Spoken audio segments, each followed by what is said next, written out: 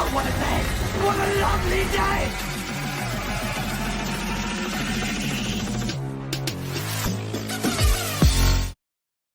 Welcome to Flat Earth Debate Uncut and After Show. I'm your host Nathan Oakley, and if you are new to this channel, or you've not done so already, then be sure to subscribe, hit the bell notification icon and join button to keep up to date with the Flat Earth Debate. If you'd like to support the channel, there is a super chat that runs alongside each of these shows while they premiere. There's also a PayPal, Patreon, and crypto link in the info box below the video. Speaking of Patreon, I'm going to do a quick shout out to all of you who do support me on Patreon. So a massive shout out of thanks and appreciation to Neo the One, Lostcat FE, Rob W, Open Minded, Reese Pound, Del West Watson, Mike, Muted, Dick Earth Skeptic, Chris Hillman, NA Literalist, Maria Neelands, Unbelievable Productions, Blue Ridge Ranger, Rob H, Burn Fat Till My Stomach is as flat as the earth, Nathan Thompson, The Real Gabster, Windrider, Missouri Bear, Henrik86, Liam Nedrick, Owen Jennisons, Abraham Mohammed, Dave Rakia Gafford, Naibai, Adrian Quintana, Skeptic936, Life is Short, Fireball X, Felix Hung, TheFlatEarthChannel.com, Texas Mike, Edwin Johnson, Kirsten Smith, Alexander Main, David Wayne Johnson, and Dank. So a massive thank you to all of you for supporting me on Patreon. Now we're joined by a fair few people in Discord, so I'll raise the mic on them, and you can enjoy their conversation while I set up for today's live show. Fucking globe model. Of course you know what I'm talking about, head ass. Yeah, the globe model. That's a Jesuit. You gotta clarify when you switch tacks. You know, listen, the Jesuit priest model is a globe Literally model. my That's problem. your idea. I'm not a Catholic or a Jesuit, and I don't believe any of that shit. Do you think ideas are separate from the people that arrive with them? Look, I don't know why you bought into it. No. Do you think people I'm are just here separate to help from you their out of ideas? it. Do you think people are separate from their ideas? No, I don't. Not Okay, necessarily. then. No. All right then. Why So would you think? Well, so you're saying if I think you're dumb, I'm not allowed to think you have any good ideas. Well, you didn't like to talk about retards, and I said retards exist regardless of whether we want them to exist or not. I said I there's just still said I don't retarded like you people. taking the term and applying it for people who are not actually medically retarded. That's all. You didn't like the term because I was accurately describing the people that you felt You were uncomfortable. inaccurately talking describing about. people. Yeah, No. you were inaccurately Listen, describing I you. said there's a type of people. There's a type of people that Flat exist Earth. regardless, right? Baller, Jesuit, kind of pedophilic rapists, right? They exist regardless whether or not I want to believe in them. I understand flat earthers do exist. Okay, well, you can be clever all you want. Still doesn't change the fact that the globe ideology is sort of a kind of pedophilic, rapist, Catholic belief. Sorry to tell you about it, but I'm sorry you somebody to remind you lied to yourself about that. I don't have to You're lie. doing it. I just You found are out doing it. I found out about the idea. Ah, did you? Yeah, I could never have come up with some stupid shit like that. I don't know. You've done a pretty good job.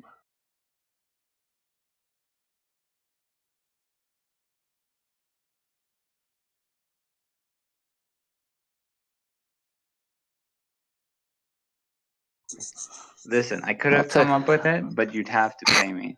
At least even say that in public. Ah, I would never say that in public unless I was getting paid. Let's I say mean, let's be honest.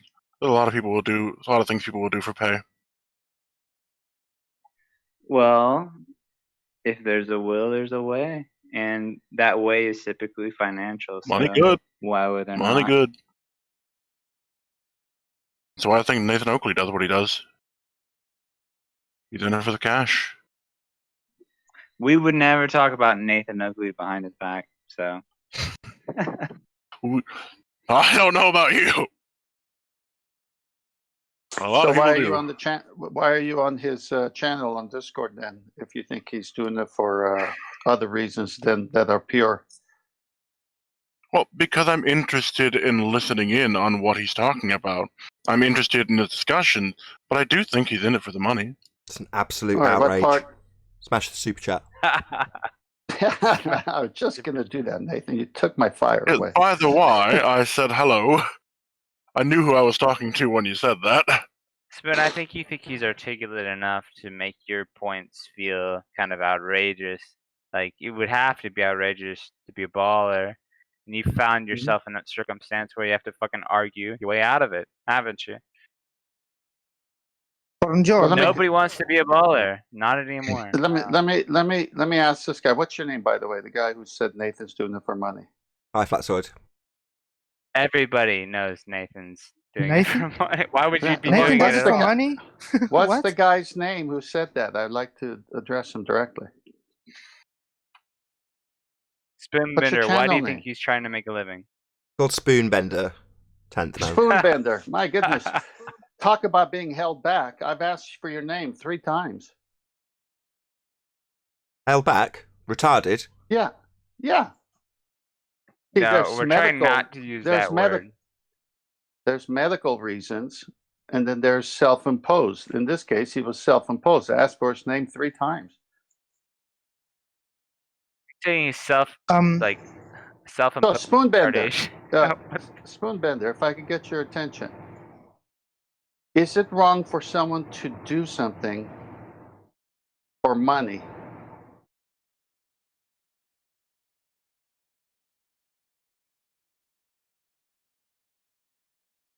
Hello? I don't think you're gonna get an answer. Well, the answer is right there because I didn't get an answer. It's a good enough answer. Yeah, Spoonbender shouldn't work because you guys have Well, money. Yeah, because if you I'm in work for chat. I money, can't talk right now. of course you can't. There's no Maybe problem he's before picking his though. battles. No, Anyway, see, when you equate people making money with a certain job or task that they have to work with, it could be that they have to earn a living, and the only way to pay the bills and also afford the time to put on the show is to combine the two. So how would we have Nathan Oakley show 5 days a week if he had a Well, full-time by all job? means. All right. ahead. Well, then don't equate making money as being something like bad when you're putting I out didn't mean to. good material. Well, it sounded that way because if You wanted cash. You wanted no, there's cash, nothing and he wrong wants to with talk wanting about cash. it. I Wouldn't want it be cash. natural? Your implication Wait a is minute, that I that's want somehow cash. unique to me? Like, you don't need cash to pay your bills? Well, no. I'm just saying it's interesting that you do this for money. That's all. Why is that? Oh, that he can Why is that? make Hold on. profit off it. Hold on. More that he can actually make money off it. Yeah, that's all. It's interesting That it's how actually when profitable. that's what most people do YouTube for if they're doing it seriously, like I do. I mean, I consider this my job. But there's thousands, if Right. not millions, of YouTubers who do the same as I do, just not on the same subject. But because it's I'm this just- subject, I'm- it's suddenly bad? Is that what it is? No, I didn't say it was bad. He's impressed. That's it. I'm impressed. Well, there you go. Don't be. It's You know, it's barely a you know living. you can make- Don't be impressed. He's impressed. well, Nathan, you that want to you're make more doing money. it, actually. You Do I want to make more money? Nathan? Nah, I Yeah. quite like poverty. It's cool. It's cool. Why would I want to make more money? Just do a Simon Poverty's Dan. badass. I love eating bricks of ramen. No, by all means, if you can actually make money doing this, do it. Doesn't matter to me at all. I'm sorry if it came off that I was implying that it was a bad thing. Well, if people like the argument, you're gonna have to argue your way out of your frustration, aren't you? Damn If you, Nathan, people for feeding sort your of family. Kind of understand. How dare you want 3 square meals for your family per day? How dare you? Yeah. You should just live in the mud. He said 3 times. Got everything you need. He said 3 times. That's not his implication. So Yeah, we're just joking with him. Only a coward would feed their family. I'm making fun of myself right now. Come on, guys. Relax. Oh, that's great. You had me You're fooled off from the the- beginning. Well, there. You're rather very than that good. being a cue to belittle the guy, what was your curiosity? What direction were you hoping that would go in? No, I mean, Honestly, I'm more interested in the actual debates rather than the shouting matches. So I listen in for those. I see. So Nobody which shouting. particular debate piqued your interest the most? Or subject? Astronomy. Obviously. I've just been talking about it at length. What about it? Anything on the subject. I don't think Flat Earthers talk enough about it, so I kind of listen into it in hopes see. that someone does. We have a housekeeping question about it. Out of interest, I never like to talk during the actual show. Out of interest, do you think Only the- Hank Hill. do you think that field offers any proof or validity to any assertions about the shape of the Earth? Well, I don't want to be on the That's show, what we got him to admit. so I don't want to actually No. answer during any of the housekeeping questions. Boone, you said earlier that the sky has nothing to do with the shape of the Earth. You already admitted that, and which was why we were okay with talking about it, because it doesn't have anything to do. Well, fundamentally, in my view and yours, it doesn't actually directly influence the shape. It isn't a what- direct Well, influence. you didn't. So how does it hold an interest in this debate then? That was kind of my point of my question. Oh, well, I mean, I just hope it comes up. Well, you bring it up, I swear it'll come up. I will not. I refuse to be on his show. No offense. So Well, that's so very if brave of you. so will astronomy work if the Earth was a triangle? Don't know. The answer is no. So But yes, aren't we all- it has got to do with the shape. well, I've already established that Flatzoid, right? According to him, nothing. It doesn't have any association, so just a mild folly, it seems. Yeah, smoking my mushrooms, carrying on the show.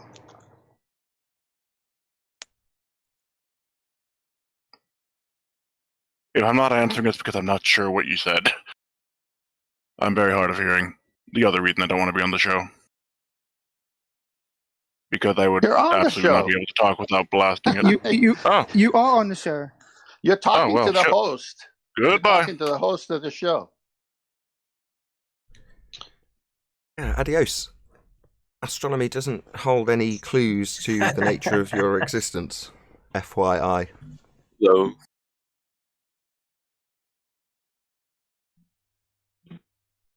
Should have hit record. It is recording there, isn't it? No, he was- Pre-show, Yes. yeah. yeah, Yeah, he It's was the okay pre. with It's the admitting that. pre-show. The sky has nothing to do with the shape. Wait, why are we in after show? Oh, you were recording? I'm going to go into live stream. We shouldn't be in this room till after the show. I'll move him back. You got somehow in the after show instead of the pre-show. I don't know. I just join wherever the people are. It doesn't make any difference to me.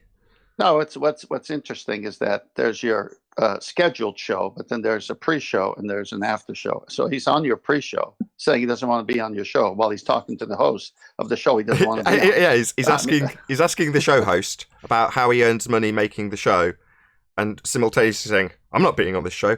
You're discussing the earnings of the show host on the show, though.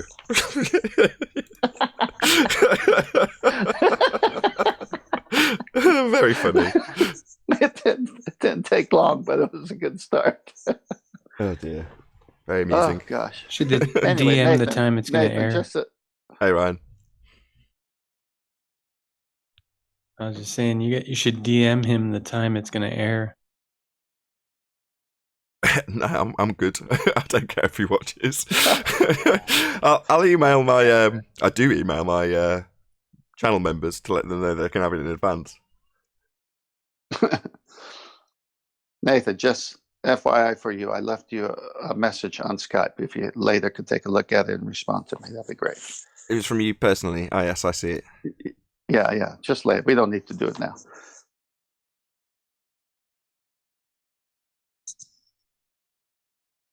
So if it's not the stars in this guy's case, I don't know if he's still here or not. Probably not. What is influencing him on the shape of the Earth? Then I wonder what he's. It didn't sound like he's a flat earther. So Have you made I this wonder what- video? Is this a video you've made? yeah, Why I can't I was show it? laughing my head off the other day. Can I show it? Well, yeah, it's up to you. Well, it's your video. Yeah, no, you have permission to show it. It's your content. Well, it isn't. I Just can see asking- straight away that it isn't. It's the first thing it's starting with is something that's definitely not my content. No, the background pictures are my content. The audio is from your show. So, okay, let's. Why don't you Play it. watch it first? Well, let's just play it. Let's just see. Speaking of pickle, Rick. Hello. Yes, go ahead, Dan. Speaking of pickle, Rick, Brian, you made a connection with Pythagoras with 8 inches per mile all the way to current day pickle Rick. You want to go over that? Sure thing, yeah. But there's a timeline, you see, that led us to yesterday and today. And that timeline starts with Pythagoras, as he created a mathematical reference model. It's him that gave us the 8 inches per mile squared. He gave us the original calculations for the globe. Now, his ideas were promoted by Aristarchus after him, and then Eratosthenes tested his pre-assumptions by pre-assuming, right, exactly what he said, and then getting the almost exact same calculation for a circumference. And then after that, Al-Biruni in the 11th century, what he did was calculate another pre-assumed radius value, okay? And then we end up yesterday and today with Picklewick, Choiki, and Ed Fries. That's what we get. Oh my God. From Pythagoras. What a team. Is that the bridges? But no, it's just an accurate description from rhetoric to trench. That's all it is. Sounds like a timeline for a movie. It does. From the producers of Die Hard. From rhetoric to trench. Coming soon. Yeah.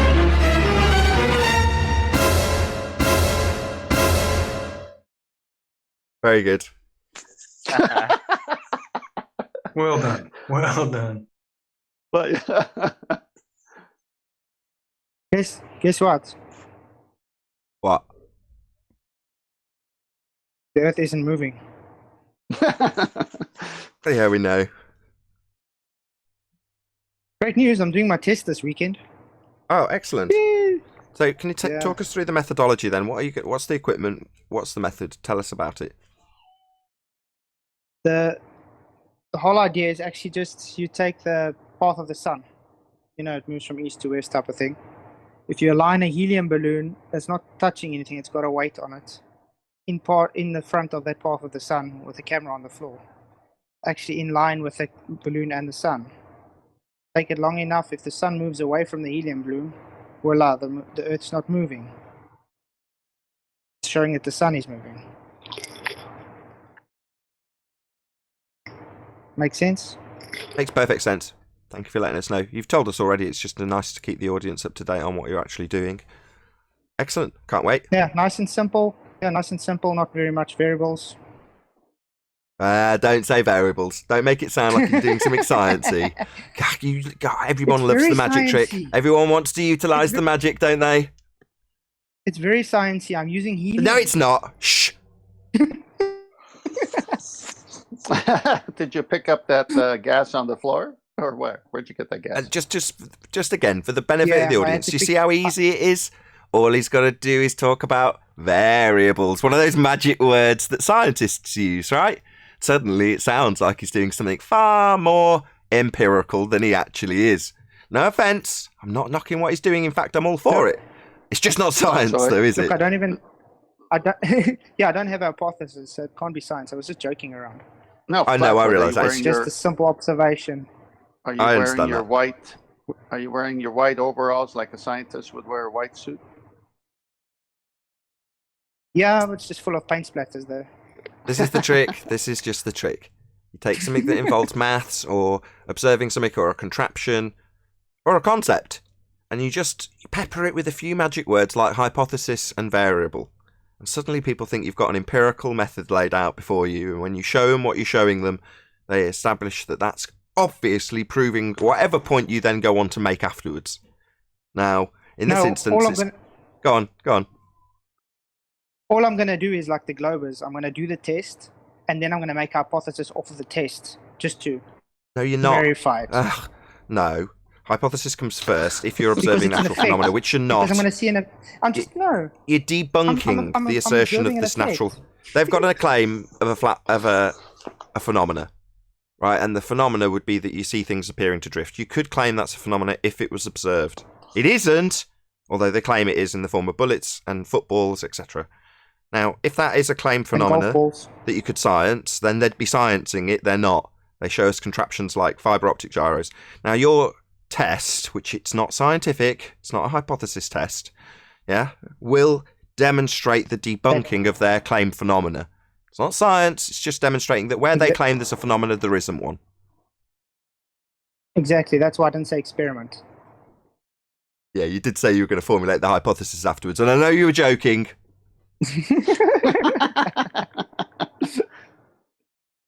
Yeah. But it is easy, isn't it? In the Now mouth. you know the trick, right? I know Yeah. you're doing it for comedic effect. But the people who rage against us, the PhDs, it ain't comedy to them. Because they've been using that magic trick for a prolonged period and they've got away with it and people have given them respect for it. And now we come along and go, okay, what's your hypothesis? And they crumble and get very angry because they're so used to the magic trick working. I'm a scientist, what I say goes. It's not working with us, unfortunately. So are you saying that there's no natural observation of a bullet or a football deviating due to Earth turn? No, but I could conceivably construct something that could be perceived in nature to be deviating at a perceived 15 degrees an hour if Earth was rotating under an inertial reference frame, as they assert it does. So they claim that as a phenomena. Are you going to worry about the whys and wherefores about if that actually happened, which it doesn't, whether or not you could qualify it with a natural phenomena? I'm pretty sure, I'm not going to try, I'm pretty sure I could, if it was occurring, because it would be a problem. It would be something you'd have to factor in always. It'd be something you'd be very concerned about. Now, the fact that it doesn't happen is where Flatzoid comes in. Well, that was my setup question for you, and I think you gave enough clues there. So if they say it is, which they do, meaning the bullet and the football in the stadium, as Neil deGrasse Tyson eloquently said, it was the Earth turning, that's what caused it, then all you got to do is launch a drone and wait for the next continent to come to you, right?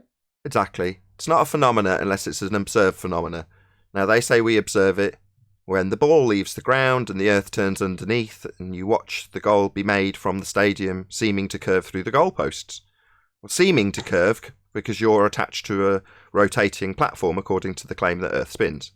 Well, if you're seeing it seem to curve because you're rotating underneath, the claim is you've got a non-inertial spinning reference frame turning underneath an inertial reference frame. That's the essence of Coriolis. That's the claim. We have Coriolis effect because Earth's turning underneath stuff.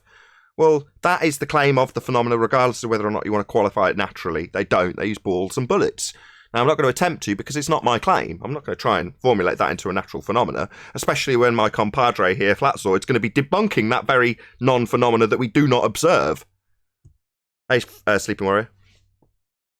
Hey, hey, hey, hey. Hey, hey, hey. Hey, Roy. Am I coming through okay?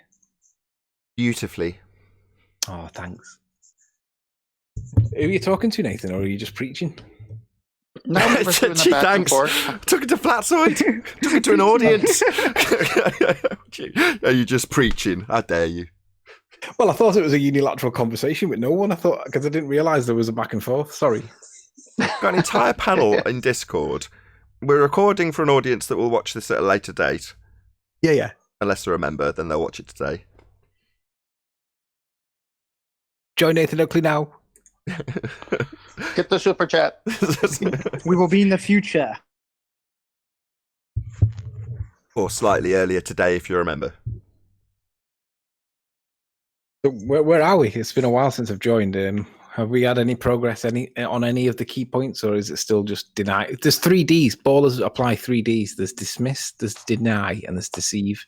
And you can pick. They're going to pick one of them three always. It's just a case of let's identify which one they pick. Is it dismiss? Is it deny? Is it deceive? The more intelligent ones like Rumpus, he'll deceive.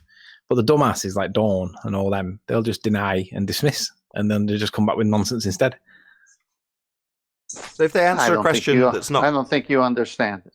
Yeah, deceive. If they answer a question that hasn't been asked, i.e. they answer a question that they want to be answering rather than the one that's just been asked, where would that fit in? Deceive, because it's a deflection tactic, isn't it? What about Deny if they... is when when they say you haven't got any evidence for a flat Earth, and then somebody pops up with some evidence that they claim proves flat Earth, right? Regardless of whether it does or doesn't, isn't the point. The point is that they say you haven't got any evidence for a flat Earth, and then you present some evidence that means then there is evidence for a flat Earth. Whether they accept it or not is a different point. But you then present your evidence, right? And then they flippantly dismiss it and say, "Oh, it's quantum erasure argument that," and then that's when they dismiss it, right? And then they deny it when I say, but here's a little egg and a bit of salt water, and this proves that I can make something accelerate without a force, or if there is a force, it's the force that I say it is because I manipulate it and comply with scientific method. And they just flippantly deny it. They say, no, it's not that. It's actually gravity and buoyancy. What about if, while you were in the Riley, middle of you're dishonest. explaining your experiment, they chose to talk incessantly through it and claim that you were censoring them, or something like that? What would that be? Where would that fit in? I reckon that'd be deceived, wouldn't it? Because you're playing tactics there, because you don't want the argument coming out, because it's devastating to your argument. So you've got to play tactics. So you've got to deceive your audience. What about the one that was used a moment ago, the you don't understand? It's not denying, it's dismissing, isn't it? Or it could be dismiss and deceive. But we can play a game. We should be able to play a game, and we should pigeonhole these responses that they give so that we can play the game, because we can play. Everybody can play along at home, Nathan. They can. Which one's that then? Is that dismiss, deny, deceive? Cast your votes now. But, I think Dawn is actually a flat earther now. Hey, by the way, I've got to agree that Really? you can't. I'll go with you that. can't Yeah, allow them- I had that too, just 5 seconds ago. Yeah, Dawn is definitely a flat earther, so I hear. Dawn Treader. Yeah. No, Actually, You're not- everybody's a flat earther. Are you not on about Brummy? He's a flat earther, not Dawn Treader. He's too I dumb to heard. be a flat No, that's not what I earther. heard. I heard Dawn's a flat earther. That's just what I heard 5 seconds Dawn ago. and Brommy. Both of them. Has Dawn Treader made the switch? So I hear. I don't believe that. He's too dumb to be a flat earther. Been enlightened, believe it or not. Is he? Has he really made the switch? If he has, can you tell him to Pretty switch damn back short. as quickly as possible? Yeah. Let him go back on the ball side. We don't want him. It makes our position worse. In Gem Panda survey, he has the champion flatty role, so I mean that's pretty legit. I hope. That's because Jim Panda's fallen out with him, not because he's made the switch. That's it, eh? Maybe. Hey, Nathan, I totally agree with this position with regards to gravity. They're not allowed to even reference Newtonian anymore. But we need to push it one stage further. Why? 105 Did you years say- out yeah. of date.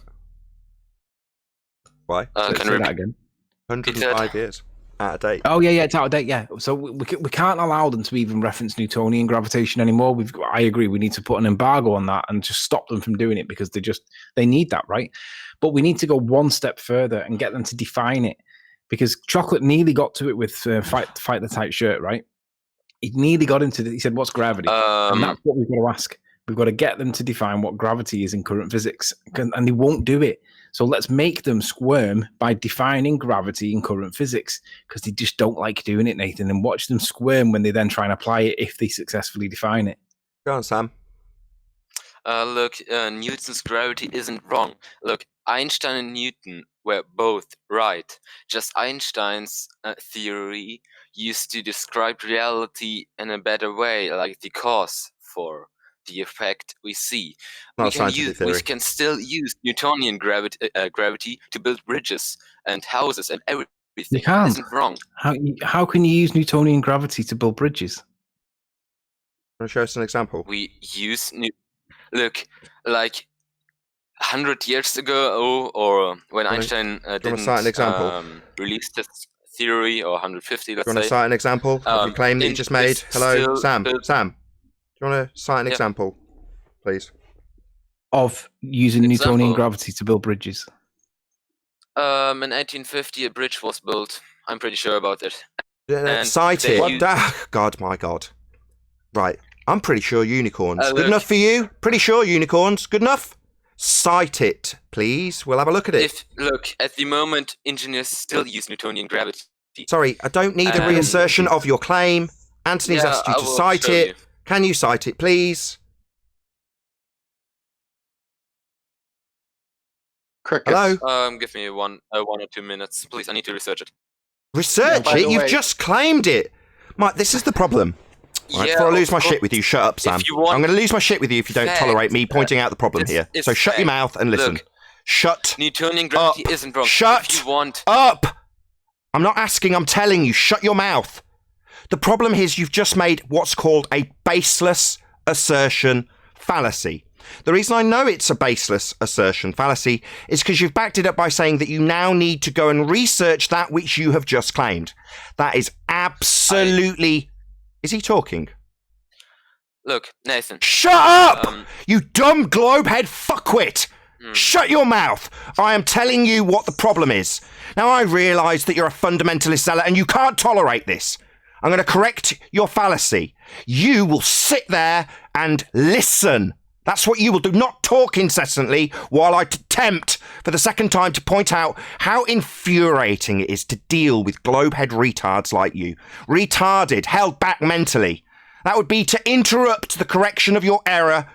Now let's see if for the second attempt you can tolerate me correcting you. You will be corrected by me, the Flat Earther. Do you understand? Rhetorical, don't answer.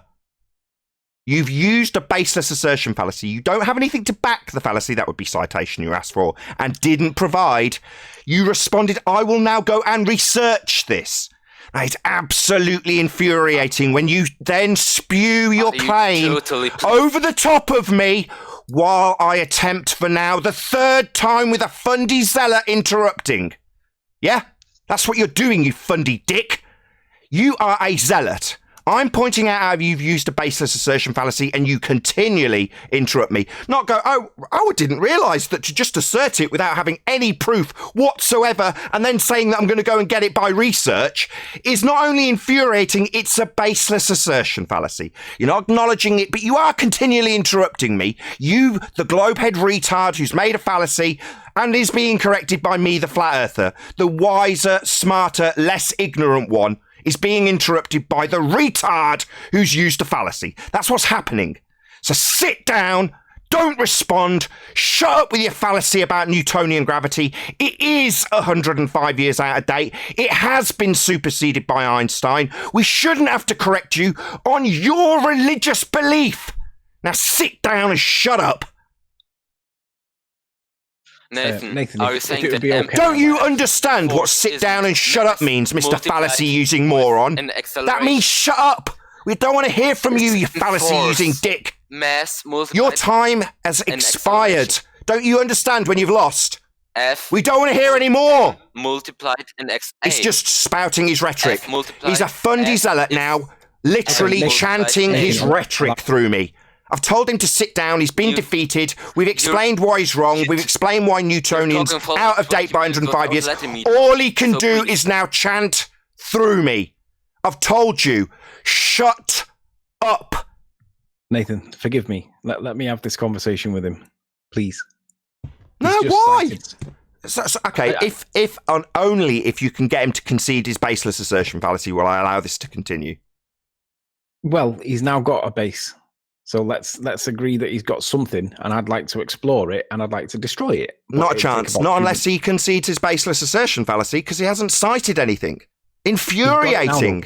He's got some. He has a base. Multiplied. Riley, you don't know this guy. He's real twat. Yeah, he is a twat. We know already. He won't shut up while I'm annihilating his baseless assertion fallacy. He feels the need to talk through it. 3 separate occasions he's done it. Let's hear the base for your assertion, please. And force is when mass and acceleration is acting upon And a mass. But man, you forget about that bridge. You need to. Did I just shut him up because I didn't want to hear him Yeah, of chanting course. his religious That's why I rhetoric told at I us? want to I don't research want to hear him I chanting want his to give religion at us. Nathan an article where it says engineers can use Newtonian gravity, and they use Newtonian gravity. Yeah, but here's the to thing, build though. Here's their the thing. You said that buildings, Newton. You said that doesn't Newton and matter Einstein if they weren't use wrong. Einsteinian or Newtonian gravity, because Einstein just described because he didn't said it has Dude. another effect. The effect Dude. still is the same, just Well, the cause. Darling, listen to me. You said that Einstein and Newton were not wrong. However, you started off by citing your gravitation as a force, but Einstein didn't describe it as a force. He described it as an effect, which is the opposite of a force. So what does that do to your assertion at this point? Look, Newton and Einstein gravity are both right. Gravity can be still described force. It isn't wrong that he's not interested. Right. All he wants to do, Anthony, is chant through you. No, while you're talking, before you've even finished, he's chanting again. So Newton and Einstein are not the same. They're not both right. They're opposing. They're opposing views. They are not similar. They are not the same. There we go again. See, Anthony, while you're talking, look, he says, no. And when that's pointed out, he'll interrupt the person pointing out that he's talking through his opponent continually. He'll talk through the fact I'm pointing out that he's talking through his opponent continually by saying, no, and then continually chanting his religious assertions at us. Continually.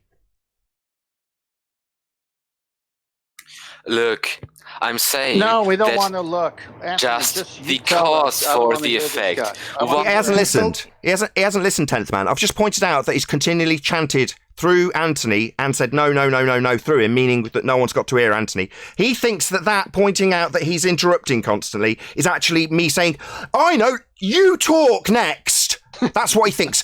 That makes him retarded, like mentally stupid. I'm pointing out that you're interrupting your opponent. You think that's your cue to talk. You think that's your cue to talk, do you, retard?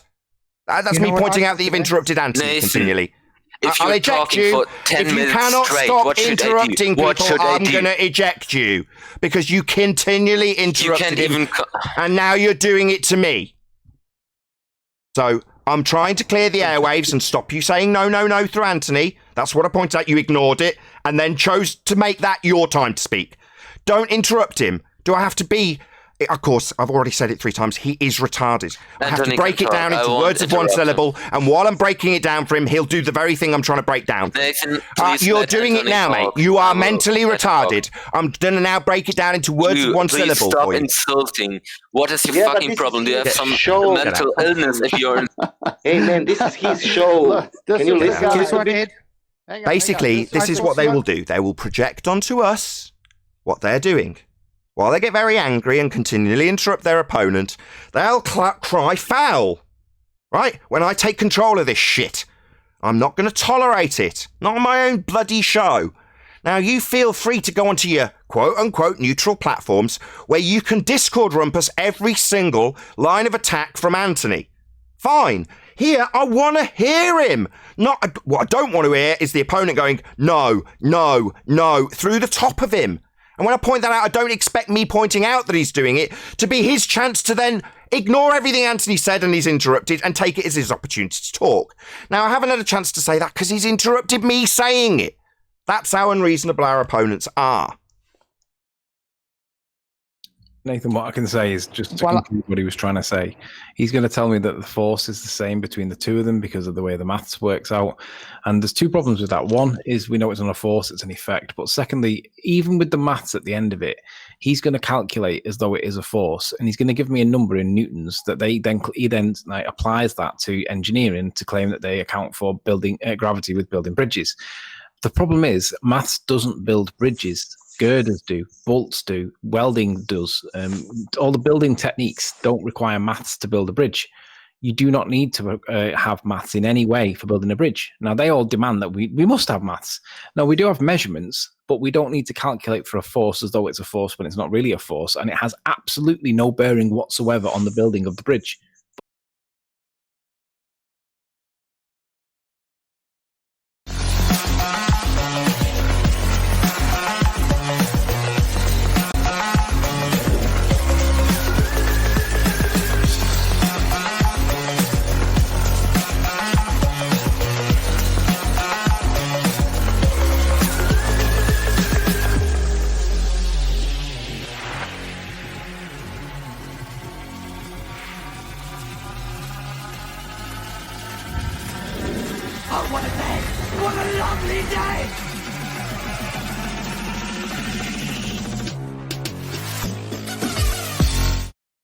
Welcome to Flat Earth Debate Live. I'm your host, Nathan Oakley, and if you are new to this channel, or you've not done so already, then be sure to subscribe, hit the bell notification icon and join button to keep up to date with the Flat Earth debate. If you'd like to support the channel, there is a super chat that runs alongside each of these shows while they are live. There's also a PayPal, Patreon, and crypto link in the info box below the video. Most importantly, if you'd like to join the discussion, simply mute the page you are currently watching, then click the link in the info box below this video to join the panel and express your views on the nature of Earth. If you do join, please don't swear. If you do, you'll be ejected, and if you are, please don't try to rejoin the stream using sock accounts. You'll be warmly welcomed back on the next stream. Please also share the show on social media. Sharing the show obviously increases the live audience, but this in turn increases the chances of a more diverse panel, so please share the show. One last time, if you're new to the channel or you've not done so already, then be sure to subscribe, hit the bell notification icon and join button to become a Nathan Oakley 1980 channel member and keep up to date with the Flat Earth debate. Now, we are joined by 10th Man, Sleeping Warrior, Paul Hall, Flatsoid, Chocolate Saiyan, Brian, Arwin, and a whole bunch of people in Discord. So welcome, one and all. Hey, good Tuesday. Yo, yo. Ching chong. Ching chong. Ching chong. What the hell? So, the South African's going to have to explain himself on that one. Meow ma. I'm going to have to brush up on my Mandarin. Hello, everyone in Discord. Good morning. I spent an hour trying to get Google Hangouts and I don't know how to freaking do it. Well, we're live now, so let's not concern ourselves with the administration. Any evidence of... Hello, hello. Well, hello. Any more hellos? Well, good to have you, everybody. Any signs of a physical geometric sphere-edge horizon, formerly known as the curve of the Earth? Not from Google China. Hangouts. Nathan, you wouldn't be expected to see the physical edge of the Earth because it's subject to refraction. Their refraction's Has it ever based been on recorded? their refraction's based on the R value, though, isn't it? Terrestrial refraction in the geometry of Earth curve. There. I so expected you to say we're not going through this again now because it took the whole show the other day. I have no issue it's not whatsoever. that Always going through this, no problem. It's gonna. I didn't expect to be 9 months into the Black Swan argument, still explaining that their geometry asserts a physical geometric sphere edge to block boats and buildings, and their refraction requires a derivative R value based 7/6R terrestrial refraction, which requires a physical tangent point to the horizon, which they now deny us being able to see. I'm more than content to summarise that every show. Actually, Nathan, I'm going to call you there on a lie. I know damn well that you said that it was going to take the ballers at least 12 months to get their head around this. And we're at 9 months now. So I'm going to call you a liar because we knew absolutely that the Baltards would be not even with this conversation for ages. So I demand that you take that back. You sure? You sure I gave it that longer a time frame? I called 14, though. All right, it might have been longer, but it was at least 12. I will concede that we upped the amount of time upon discussion. But initially, I was like, oh, yeah, they'll get this quickly. And I said to Spurs, I remember distinctly saying to Spurs, yeah, initially, I thought they'd get it quickly. And now, laughably, you're saying, oh, yeah, they'll get this quickly enough, won't they? Spurs was wrong. I was wrong. That I won't deny. But I certainly thought they'd get it quicker than they have. I've still held guys up like because Ed Freeze, I you think called you're gonna get it 14 quicker? months. I heard guys like Ed Freeze, you're going to think he's going to get it quicker. No, I don't. They're stupid. But go ahead, Chocolate. I didn't know what you said. I said, so far I've held up because I called 14 months before they understand it.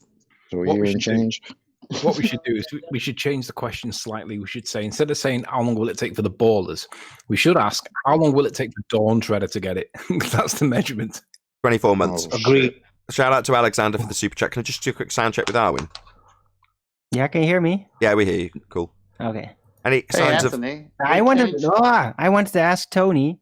Hmm? He brought forth this terrestrial refraction, right? So how was this established exactly? I don't know, some bloke, Al Baruni on a mountain measuring the dip angle. Not the horizon, the dip angle. So Dip angle to- how oh, was that hold on. established terrestrial refraction? Dip angle to what? Well, That's that how he would got be a the straight horizon. line, Nathan. An And apparent that would be a position. tangent. That would be a tangent touching the surface of a sphere. And what's that represented in the frame of his view? That would be a dip, Nathan. Are you stupid? A dip to what? Yeah, you're very good at this, Anthony. I've got to admit. An apparent position called the horizon. Oh, No, Anthony, it's- hold on. Anthony, Anthony, you said it wasn't the horizon, though. That was his specific, detailed declaration, was it not, Anthony? Yeah, it was the edge of the sphere, Nathan. You said it's measuring the dip, not the horizon. Now we're establishing what the dip to what is, and it is the horizon. This seems like a lie.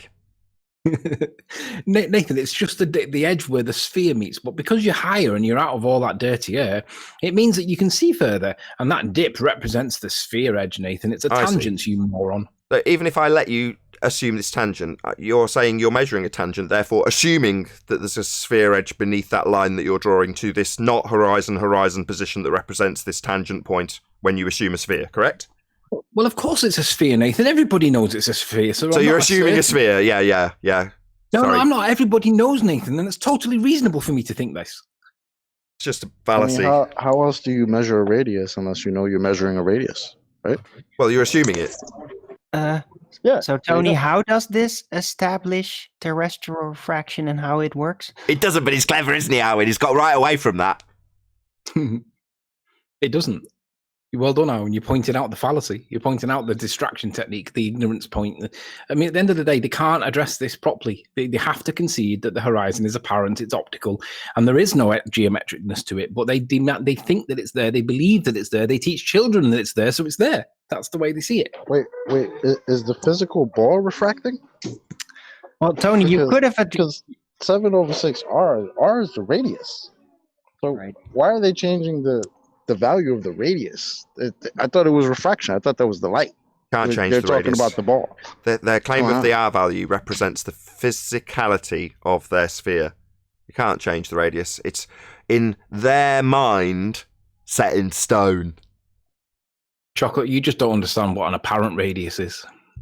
An effective radius? Yeah, or an effective radius. Yeah. Effective radius. Yeah, there you go. If it looks too big, I have something to say. That similar to What's up, pseudo Brian? radius? I have something to say. Yeah, bro. Pray silence. I just want to state for the record. I just want to say hello, everybody. Hello, Nathan. Pray silence. Brian's got something to say. I just want to state for the record, thank you, Nathan, that I said when we were speaking about how long it would take the ballers to get and understand the Black Swan, I said 40% of them will never get it. Yeah, that's Dawn Fredder. He takes up that whole 40%. Can I just give you a statistic from Vic Reeves? 32.9% of all statistics are made up on the spot. Yeah. I have a question. Go ahead. Oh. Shouldn't we be proving that there's a ball before we're taking these radiuses and measurements? Yeah, that'd be helpful, wouldn't it? Yes, that's correct, Neil. That's the heart of what is known as a begging the question fallacy. If you're trying to prove that we have a spherical surface beneath your feet and you say, well, I'm going to measure a tangent to a spherical surface, that would be to assume the thing you're trying to prove now, wouldn't it? Yeah. So what's the problem here? It's over. No, you're great, Neil. Kiss you at the minute. Yeah, you would, under any other circumstances in debate, get to the point where you point out that they are using what's known as a begging the question fallacy, also known as circular reasoning, and that would be the end of their assertion, because they've used a logical fallacy. However, because the Western world is so indoctrinated with the idea of being on a sphere, it's not enough to debunk the logical fallacy, which is to assume one's outcome. You must then go into formulating with their assumption, which still holds true even though it's a fallacy, and debunking it with a logical consistency known as modus tollens. That's how far we have to go to debunk the zealotry of globe belief. We have to first assume in our statement, with logical consistency, that the Earth is a sphere, because they can't let it go, even though it's a fallacy, and then demonstrate why it cannot possibly be so. To the point where we take their assertion that the Earth is a sphere and make it paradoxically impossible to assert. That's how far we've had to go, because that's the level of zealotry we're dealing with when we deal with globe believers. Wow. I think I've discovered the root of the true problem. It was interesting over the weekend, over the Labor Day weekend here in the U.S., that there was globers, well, I'm not going to say who, but saying that you can't use logic when it comes to science. that logic is not valid, doesn't work. Yeah, Falls they apart. need to negate the effect of dismissal by illogical fallacy, because they need to be illogically fallacious to be able to argue the shit that they do. That's why they're going to argue that point. Well, also, Well, and also there's different logic for different things. So, like, you know, like God, he has his own logic, but our logic doesn't apply to him. So there's even logical inconsistency there. You know, I mean, like you've tied this back to God. I've got to stop logic you. of your reason doesn't make sense. You're using a tangent to get this to God when you've opened it up with science. Well, in science, this was discussed literally in the last Ballbusters by Quantum Eraser, and it was Adam that was discussing it back and forth with him. So shout out to Adam Meakin. Basically, you've got to have a certain degree of logic to formulate a viable hypothesis in the first instance. Now, your hypothesis being a supposition, well, you've got to have, and according to QE, you'd get better at this the more you did it in your specialist field, but you've got to have a fair idea through logic to say, I suppose this could cause that effect I've observed. And Adam was saying that's the aspect of genius. And it started off by me explaining that Dr. John Dee said actually performing the experiment itself can be quite tedious, you know, just systematic experimentation stage. And in his mind, he said, well, I don't necessarily see that as the science bit. And it's like, well, absolutely it is. It's fundamental. However, the formulation of the original supposition, which then goes on to be proven true, could be considered genius. And that would require logic. But the method doesn't. It's empirical. So it's not designed to have any logical deduction needed at the end. It's designed to establish empirically what the cause is. And once you've established it, that is the cause. It's that simple. So there's no logic required. Yeah, the logic was used in the big. Sorry.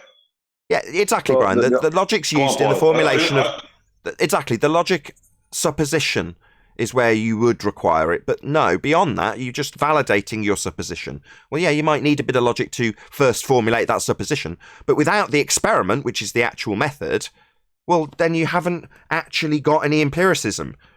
You know, what they do at this stage, when they don't have any empiricism, they've got their supposition, they think they're a genius, so they then declare it with just so story, rather than validated experimentation. Anyway. Well, all I was going to say is... Yeah, the logic was used in the...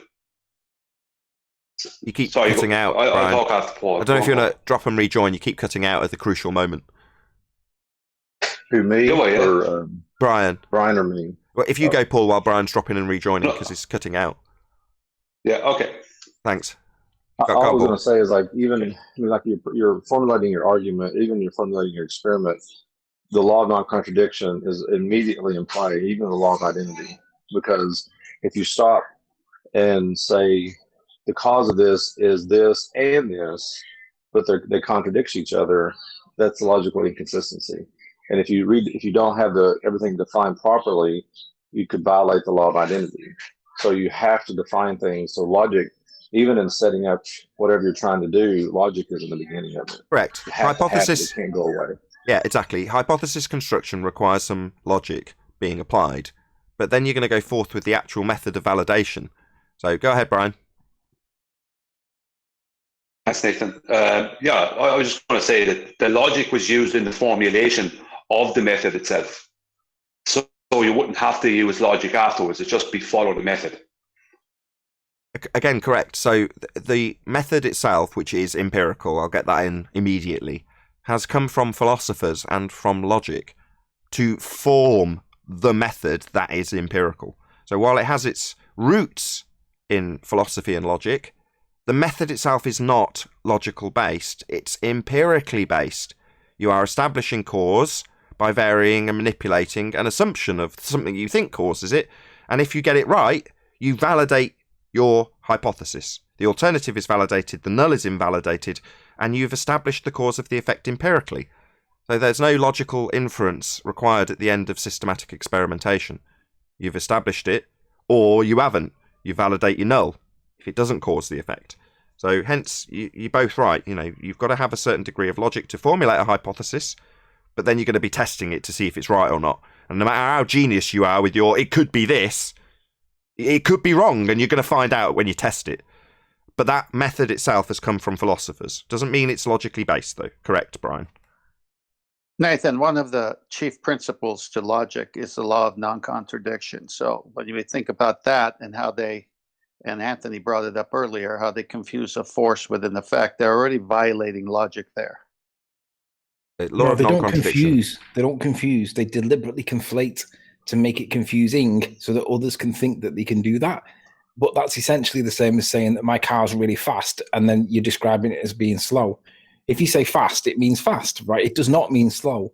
But if you conflate fast and slow and it makes it sound like they're the same thing, then the audience is confused because you don't know whether your car's fast or slow. But if you conflate in those two terms, then gravity then becomes a force and an effect all in one go, which it clearly is not. It's defined, and an effect is the last. Well, every effect has an antecedent, a cause. Yes. And if there are multiple causes, there is only ever one effect, and it's right at the very end. If the effect is causing something else, it's not an effect. It's a consequential cause in a chain of causation, and the overall effect is the thing right at the very end. And guess what? Einstein said that's what gravity is, right at the very end. So there's an example of that. That's why That's why they don't like definitions. Exactly. They don't like, because they call it semantics, and they say that's a Nathan Oakley argument or a quantum eraser argument, and actually ignore the fact that it's a valid argument and try and personalize it so that they can dismiss it based on the person rather than on the argument itself. Don't shoot the messenger, shoot the message, because the message is strong. Hold on just one second. My minutia is going to be anytime somebody says that, oh, so you're the one who came up with the heliocentric model. Is that your argument? Did you create that? Because apparently you can't say or use an argument made by somebody else. Did Nathan Oakley and Quantum Eraser define gas pressure? No. Is that them? I'm losing track of all these things. Did they come up with the second law of thermodynamics? No. Too many things for me to keep on top of. First and foremost, Sleeping Warrior. So there's an example that you gave where you would have a specific example of it with the turn of the Earth claim. So any evidence of axial rotation, they respond by convoluting axial rotation speed, which is measured in an angular speed, with actual tangential velocity. In other words, they'd make it sound slow, 15 degrees an hour, rather than 1,000 miles an hour actual speed that you're travelling at on the equator. So they just convolute it and mix those two up. So that was the first thing. Chocolate. What was the last thing you said? Because I want desperately to address that as well. What was the last thing you said? Sorry. Well, basically, when they say, oh, this argument, you're using a Nathan Oakley quantum eraser argument, it's like, well, did they define gas pressure? Perfect. Were they the ones who created the second law of thermodynamics? Like, what do you mean? Okay, whenever anybody is debating anybody, it doesn't matter what the discussion is. It doesn't also matter where you get the information from. So in the pre-show, a dude made a claim, and he didn't have anything to back his claim. Now, it doesn't matter if the original, let's say he got that information from the TV and there was a news broadcaster that broadcasted the information. It doesn't even matter what the information is. Upon parroting that information, it doesn't matter if the guy on TV didn't do any research and just made it up. The person who's actually putting the argument forward, they immediately take ownership of that argument. In other words, it becomes their argument. So it doesn't matter where the source of the argument comes. If I put forward something as an opinion or an argument, it doesn't matter what my source is. That becomes my opinion. So in the publishing world, they have this saying, publish and be damned. Does it matter that you've got it from a source that's unreliable? Can you blame the source? No. You have published. Likewise, if a tweet goes out that's scandalous in some way and you retweet it, you are publishing it. Therefore, publish and be damned, it becomes your tweet, right? People have seen this all the time. Same with an argument. So it doesn't matter who the argument came from. It matters who is voicing the argument. Now, they might choose to back their argument by citation.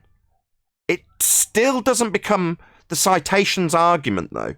So if I cite Neil deGrasse Tyson in my argument, often I'll be citing him as a hostile witness anyway.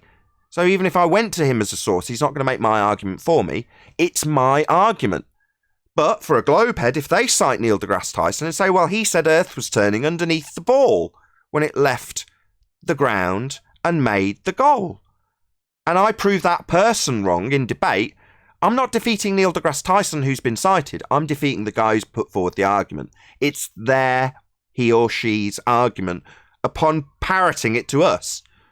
So you have to understand that it's going to be your argument. You've got to take ownership of it rather than deflect ownership onto someone else. And in rebuttal, which is Chocolate's point, stating that someone who's put forward an argument is actually putting forward mine or Quantum Eraser's argument is to belittle you as an opponent, because that's incorrect. You're putting it forward. Who cares where you got it from? You're the one voicing it. It becomes yours to back up. Likewise, if you get annihilated, I'm not there to rescue you, even though they're claiming it's my argument. Well, if they want to claim it's my argument, get on the phone to me, get me there, and I'll represent the argument, if that's what they want to say, and tell them that. Well, he's not here. I'm arguing it. You want to argue with him? Go and argue with him. He's got a show daily. So you've been over this before. Go on, Neil. I said you've been over this before. I remember hearing this. Yeah, ownership. Taking ownership of what you say, do. And this is basic stuff. You teach it to your children. Taking responsibility. Ugh. But we're dealing with morons who'll defer their failure onto their citation, or claim that the person they're debating is somehow inferior to the source of their information. And nothing could be further from the truth. It's worth pointing out as well that when you say that you'll use somebody like Neil deGrasse Tyson, for example, as a hostile witness, there's quite a lot of people that get confused when we cite Einstein for gravity, because they think that we're pushing Einsteinian gravitation or we're pushing general relativity. We're actually using Einstein as a hostile witness in the sense that we're using Einstein to bring the ballers up to speed with current physics, because there's no point in us reading what the current physics is and then realizing that it's a mathematical concept that they're describing with general relativity that's abstract. It's poetry, right? If the ballers are still arguing for Newtonian gravity that was superseded in World War I, World War I is a long time ago, right? That's how all this position is that they maintain and occupy. So when we cite Einstein, it's not because we're pushing general relativity. We're just trying to get the ballers into the 21st century and get them up to speed. That's all.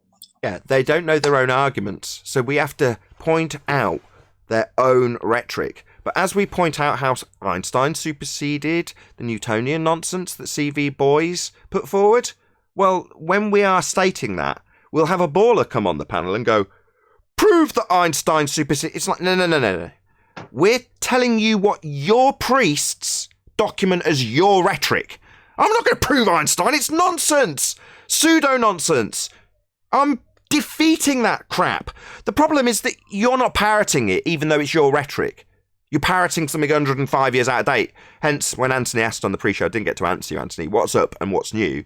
Well, the biggest turn of events is actually you're involved, and you went over it of your own volition in the pre-show. We've drawn a line in the sand. Yeah? 100 years wasn't enough. You know what I mean?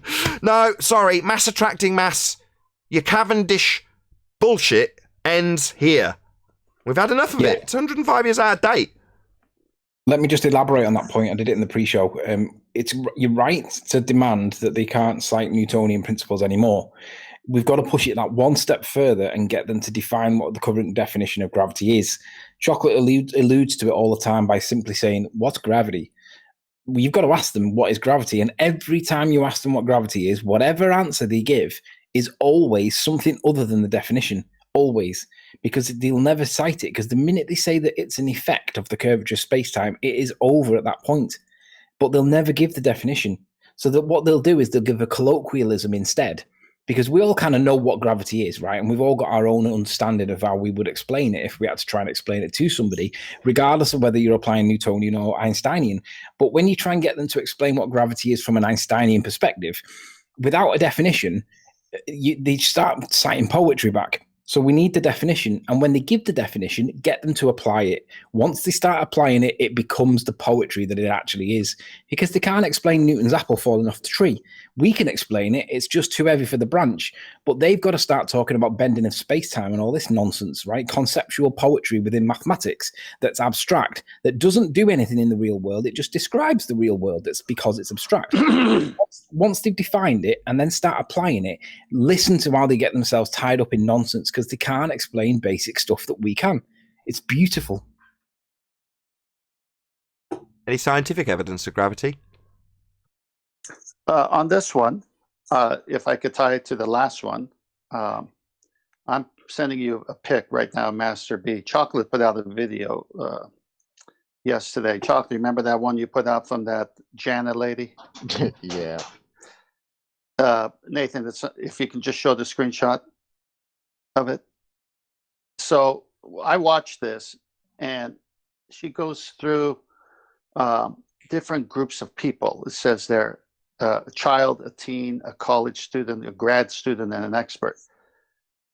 It is so amazing how much begging the question there is here. And at the end, when she's with the expert, who's actually teaching this stuff to everybody, really high level expert, not the PhD grad student, but even higher than that, they were now saying, well, based on current understanding, everything we know about gravity could be false. But if you start the video, they're showing gravity to be true, but at the end, when they get to the expert, it's the opposite. It's just amazing. Did you see that, Chocolate?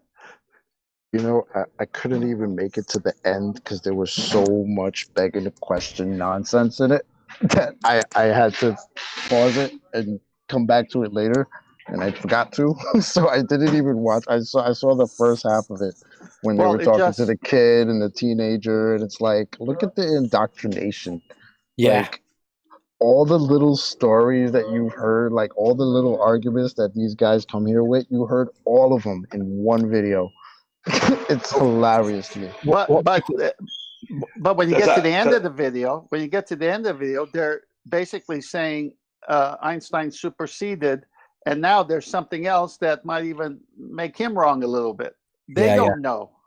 Can I just point out that if you get to the point, like, obviously Chocolate is that he feels that disdain when he's watching them and the preaching, that verbal diarrhea, the way that Rumpus does, the way that they all do in here, right?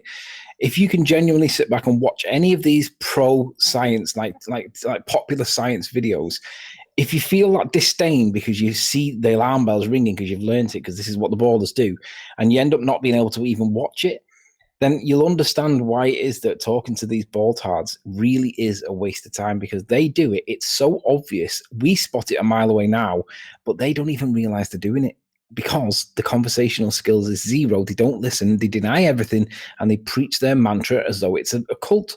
And it is a cult. Heliocentrism is a cult. They can't think critically. They all believe the narrative. They get told the same story. And so long as they parrot that story in unison and they're all on the same page, then they're all together because they live in that comfortable lie. But if you watch them videos and feel that disdain when you're watching it because of all the logical, fallacious arguments that they present, then you know that you're an expert flat earther, because all of their arguments are the same. Fallacious. It gave me a headache. It's Can I horrible. just read Can I just read the comments underneath it, or the description that they've put on this Wired video? Astrophysicist Jenna Levin, PhD, is asked to explain the concept of gravity to 5 different people. I wonder how different they are. A child, okay, a teen, so a child, a college student, kind of a child, a grad student, grown-up child, and an expert.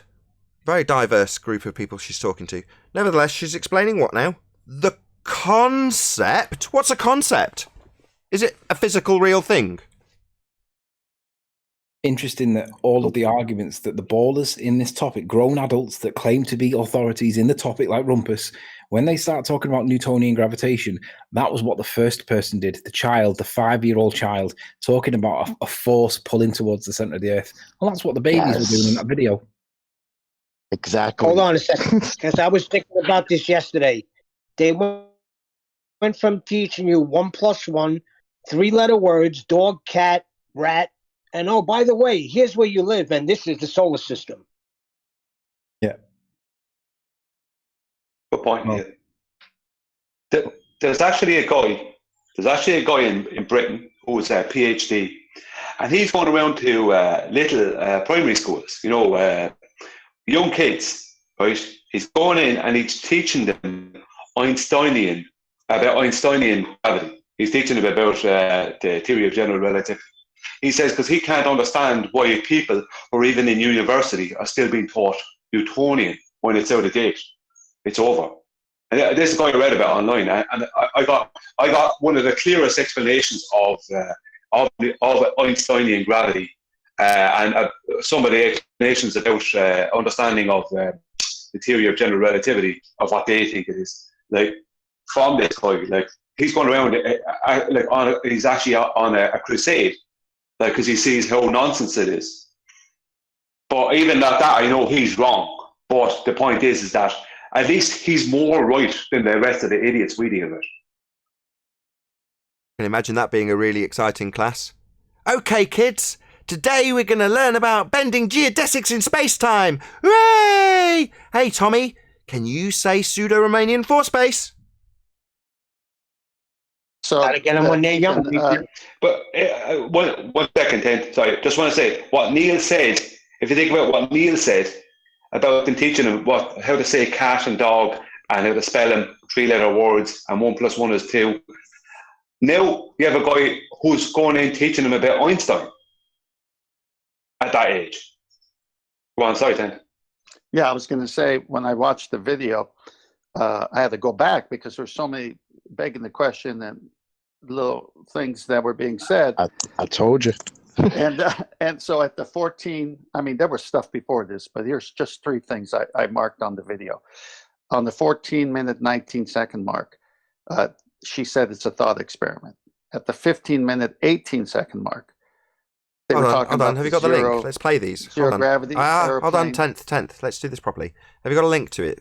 You can critique it as I play it. I don't mind playing it if you're literally going to be critiquing it. Okay. Let me get the link and I'll send Yes, it please. to you, and then I'll go on these 3 marks when you tell me. I'll be right back. Brilliant. I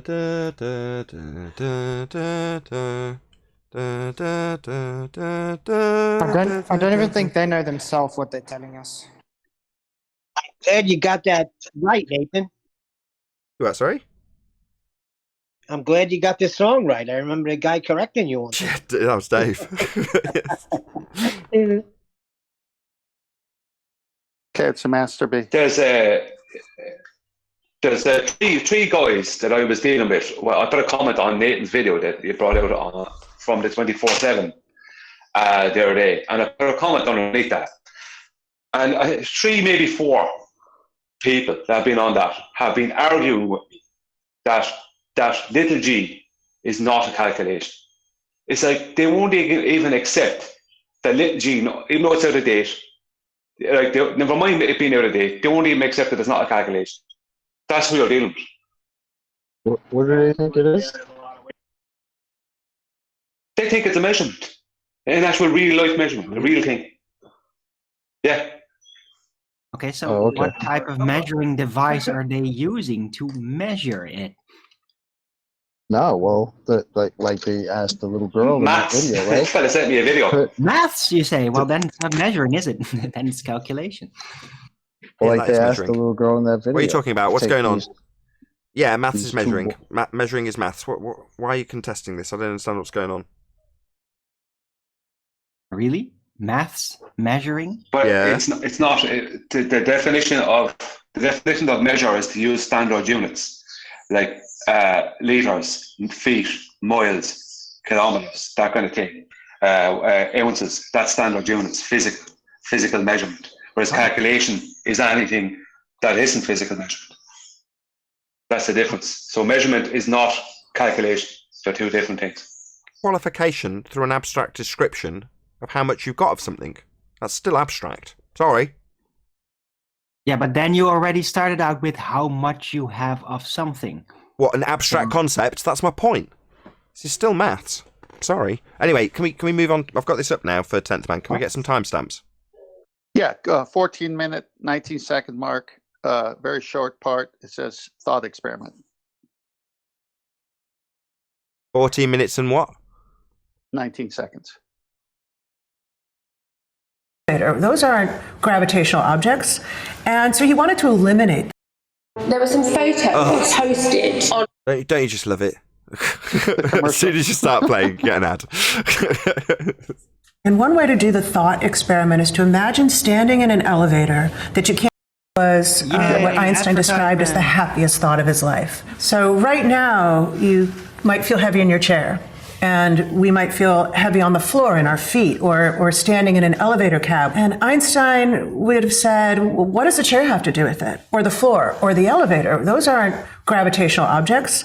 And so he wanted to eliminate them. And one way to do the thought experiment is to imagine standing in an elevator. That's good. Okay.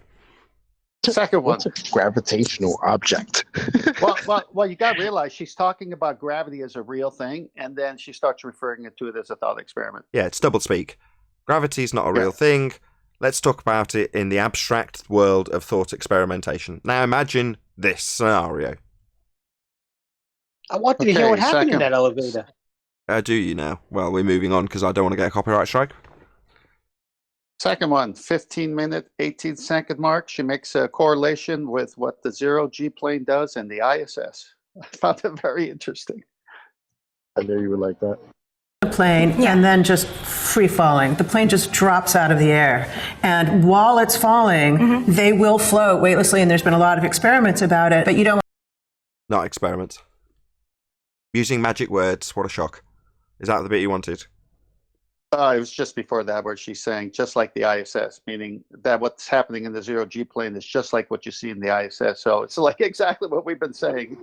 Yeah, she basically says you can make it look like people are floating in the ISS when you're in a plane and you do a certain maneuver, and you can make it look just like that. She just says it very nonchalant. Well, yeah, their assertion is begging the question fallacy known as the word orbit. So their assumption, or their declaration about a light in the sky they call the ISS, is that it's falling around the presupposed spherical surface, continuously falling. So therefore they're recreating it with this falling aeroplane and saying it's the same effect. Well, that's to beg the question that you've got these bodies falling around spherical Earth. Begging the question fallacy they call orbits. Moving on. Yep. What's the next one? Last one, but there's plenty more if you go to the video. Last one is 15-minute, 44-second mark. It goes to 16-minute, 56 mark. Mathematics and calculations, not science. You say 1544? Starts there, but it ends in context at 1656, where it's mathematics and calculations versus science. Do I need to play it separately? Is that an entire minute chunk that you want me to play? That's the chunk, but you don't have to play it all if you feel it's going to be a copyright. Yeah, probably will. I'll give it a 20-second stops. Let's trace. So if you were floating in empty space, really empty space, and you had an apple and you threw the apple, what shape do you think it would trace? So let's assume that space is real. Let's assume there's a sky vacuum and you're in it throwing apples around. What? Yeah, no, we don't beg the question. There's this fanciful place called space. It violates natural law. Did you want me to take it to a different bit contextually, 10th, or is that it? No, just keep going. Just skip a little bit, scrub it. Well, if I threw it straight, I would think it would go straight. Yeah, it would just go straight. But if you did that on the Earth, what would happen? So again, it's just separating out this fake region that violates natural law from Earth and space. Well, they're separate places, with the gas not filling the one that you claim is real, where you've just thrown this apple in your thought experiment. Yeah, you're not going to go to space, are you, love? Look at her eyes. You're looking up at the sky, but you're never going to go to the sky vacuum because it's not real. It would just go down. Yeah, but it would chase a curve. Oh, yeah. It would chase an arc. Yeah. It's going to fall in an orbit. And the faster you throw it, the kind of longer the arc. Oh, really? Says who? And eventually it'll fall around Earth indefinitely in this presupposition of an orbit around a spherical Earth. Yeah. Pretty much just like I described. So the second step to thinking about curved space-time is to thinking about it? How about you show it us? Oh, it's just a thought experiment. It's just conceptual. Go on, 10th. No, it gets better. Thinking about space-time, which is already a concept. So she's thinking about a concept. Nice. Say that when things fall freely around a body like the Earth, they trace curved paths, as though space-time itself, space itself, was curved. Well, when you throw a football, when the quarterbacks launch a bomb, they call it a bomb. It does arc. It goes up and it arcs and it comes down. Yeah, what she's asserting though is not that. She's asserting that you launch something with enough force and it will find itself in a perpetually falling trajectory known as an orbit. Now, she's not asking this lady, she's telling her. That's what it'll do. She corrected her, right? No, it won't just go down. It'll eventually go in this curved path following a geodetic in space-time. Nod. You carry on? Any more? Oh. And so you had that moment, I saw it on your face. You went, oh. So that's the intuition. Mm-hmm. That's how Einstein gets from thinking that space-time is curved from the idea that, well, there's this field that permeates all of space, and what it's really describing is the curves that things fall along. This idea, he went from this idea to it being a thing, and all it took was me to nod along, telling you it was so, and then getting you to agree that it is so. And that's how we went from Einstein's musings to us believing we're in a sky vacuum. Isn't it amazing? Chuckle. Any more? And she said intuition several times about Einstein. So it's his imagination. That's how I felt watching this. I felt gross. Okay, I think we've had enough of that. Thank you for sharing it, though. So are we still on the gravity question, Nathan? Yeah, I feel violated. Yes, we are, technically speaking. Is there anybody out there that can actually argue this emergent force argument that Fight the Fat Tight Shirt keeps talking about? Because I really want to go through that with somebody that's got some ounce of intelligence, because he's clearly read a particular perspective from somebody in current physics, but he hasn't read it very well, because if he reads it and understands what he's actually reading, he'll understand that the emergent force that he describes is not actually helping him, because he sees the word force, he thinks that means, yeah, it's a force then. He doesn't understand the reasoning behind why he describes it as an emergent force. We do see another... Tropic gravity. Yeah. We do see another emergent force. Like with my egg, I emerged a force. What? So the word force is used colloquially then? Yes. He said it though. Fight the Flat Earth said it. When I asked him what is gravity and how is gravity a force, he said it. He said when we use the word gravity, we use it colloquially because it creates the force that we call gravity. Yeah, but he's also using colloquially the use of the word force, because force is defined in physics, isn't it? And what he's using is a description, an adjective of a movement, rather than the name of it, the noun. Because when you give something the name force, that's defined. It's a push or a pull, isn't it? In physics, not saying it's. I don't want to go into the push or pull bit. I just want to point out that the definition there that applies. An interaction, right? It's a physical interaction between something and something else. But because he's using it colloquially, he doesn't have to adhere to the meaning of the word force because it's very convenient. But because he hasn't read and understood the article from the writer, he thinks that because it says force, that means that it's a force. But the problem he's got is when you actually read what he's describing in this context, assuming that he's got I'm talking about the correct citation, which I've not heard him argue yet. The emergent properties of this force that he's arguing is my egg. When I added mass and that changed the relative density of the medium relative to the egg, we see an emergent force happening. We would call that entropy, pressure going to non-pressure.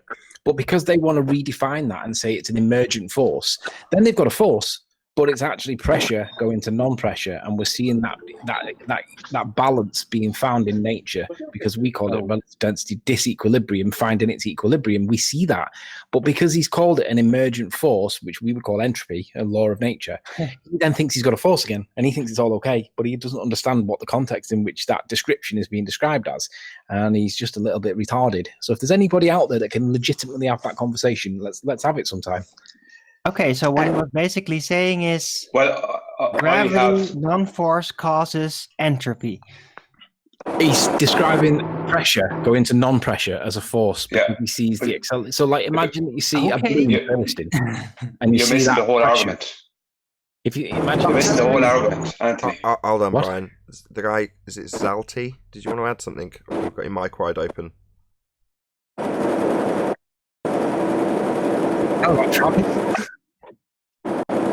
Mic discipline. Stick him on mute. Sorry, Brian. Go ahead. Anthony, thanks, Nathan. Anthony, you're missing the whole argument that he's making. When the guy who wrote this, and Craig, comes up with this emergent force nonsense, What that is a reluctance to accept the word effect. Every time they're using the word force, they're inferring a cause situation. Because a force can cause things. An effect is an effect that's caused by something. So what they're doing is, if you get up into an argument with him or anyone else, then you're actually helping him beg the question of mass attracting mass, because that's because he needs and wants a force. Remember, we're throwing all that out the window. Yeah, that's right. But what Just saying. The point I'm making is that he's describing when the balloon bursts and you see the pressure, you can imagine all the pressure bursting out in all directions evenly because of Pascal's law, right? Which does apply to gases, guys. You just haven't done enough reading. Read a bit further down the paragraph, and it tells you that it applies to gases. But Pascal's law states that the gas pressure is even on all sides, right? Pushing out in all directions evenly, right? So when you pop the balloon, it all pushes out evenly in all directions because pressure is a force. He's describing that pressure pushing out and the visualization in your head that you see of the gas particles bursting outwards. He's describing that as an emergent force, just ignoring the fact that it's pressure going to non-pressure, which is what should happen with the Earth's atmosphere in a vacuum of space and the model in an open model with no membrane. He's describing that action as an emergent force because he sees something moving and he needs it to be a force. So he calls it an emergent force, but he's ignoring the fact that it's pressure going to non-pressure, which is exactly what happened with the egg. So I'm looking forward to the moment when I catch up with him and have that conversation. That's what he says emergent, not entropic. No, exactly. No, it's a second order effect of entropy. Now, I might sound smart saying that. It's not me that came up with that. It's actually Quantum Eraser, Adam Meakin, Dr. John Dee. They thrashed it out for several days because I don't know if it was me that postulated it, but somebody put it out there and were like, it's just entropy, right? This is just entropy. No, not necessarily. It's a second order effect of entropy. However you want to interpret that. Speak to Dr. John Dee or QE. I'm not going to be able to qualify it any further than the end of the discussion. Although I was there for a lot of it. Yeah, but the point I'm making is that he sees the pressure go into the non-pressure, and he sees the equalization of the equilibrium, that all things seem to seek equilibrium and the balancing force of nature, right? He sees that, describes it as not an entropic force, he describes it as an emergent force. But because it's got the word force at the end of it, he then thinks it's a force. And it's like, yeah, but you're ignoring the pressure that is the force that's doing the thing that you're describing and then renaming.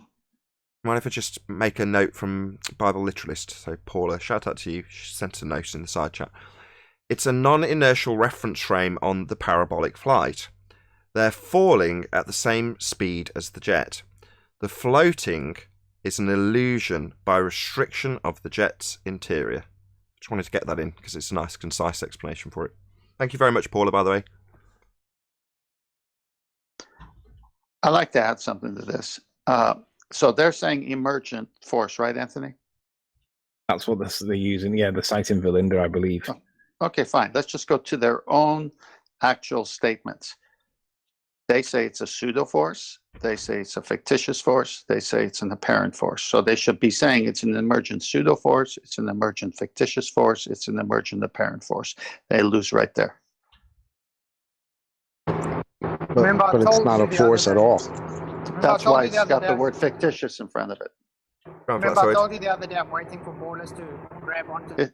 It's a violation of the law of non-contradiction right there. When their own books call it fictitious force, and he wants to put emergent in front of force, he can't. He's got to put it in front of fictitious force. I just want to hear Flatsoid again, and then I'll shout out Unicorn Laser Eyes. Go ahead, Flatsoid. I said, I told you the other day, just waiting for Globus to jump on to this entropic gravity. Indeed. Sorry, Anthony. What did he say? Just 1 second. Quick shout out to Unicorn Laser Eyes. It's on topic as well. Great. Thank you very much for the super chat. Unicorn Laser Eyes, he says, Craig, meaning Fight the Flat Earth, took Moose's advice and thinks a non-force is a force. That's the problem. They have to conflate force and cause and effect, or force and acceleration, because if they can conflate that and confuse people, you can genuinely believe that any force or cause can be the same as any effect. But it doesn't work in real world. It only works in that one argument for gravity, right? But it confuses people. But these words have got meaning, and they mean things. When we say fast and slow, we don't mean the opposite when we say them. We say fast because it's fast, and we say slow because it's slow. We don't say up but mean down. And we don't say 100 but mean 10. We say these things as they mean something. So when it says cause or force, it doesn't mean effect. But that's what they must do. So watch for them switching and conflating the two. And the minute you see it, point it out and say you're violating the law of non-contradiction. You can't argue both positions or hold. The other one is what's the one where you hold two positions in the law of non-contradiction? You're holding two positions that you believe are true, and you're in violation of one of them. You can't have both to be true.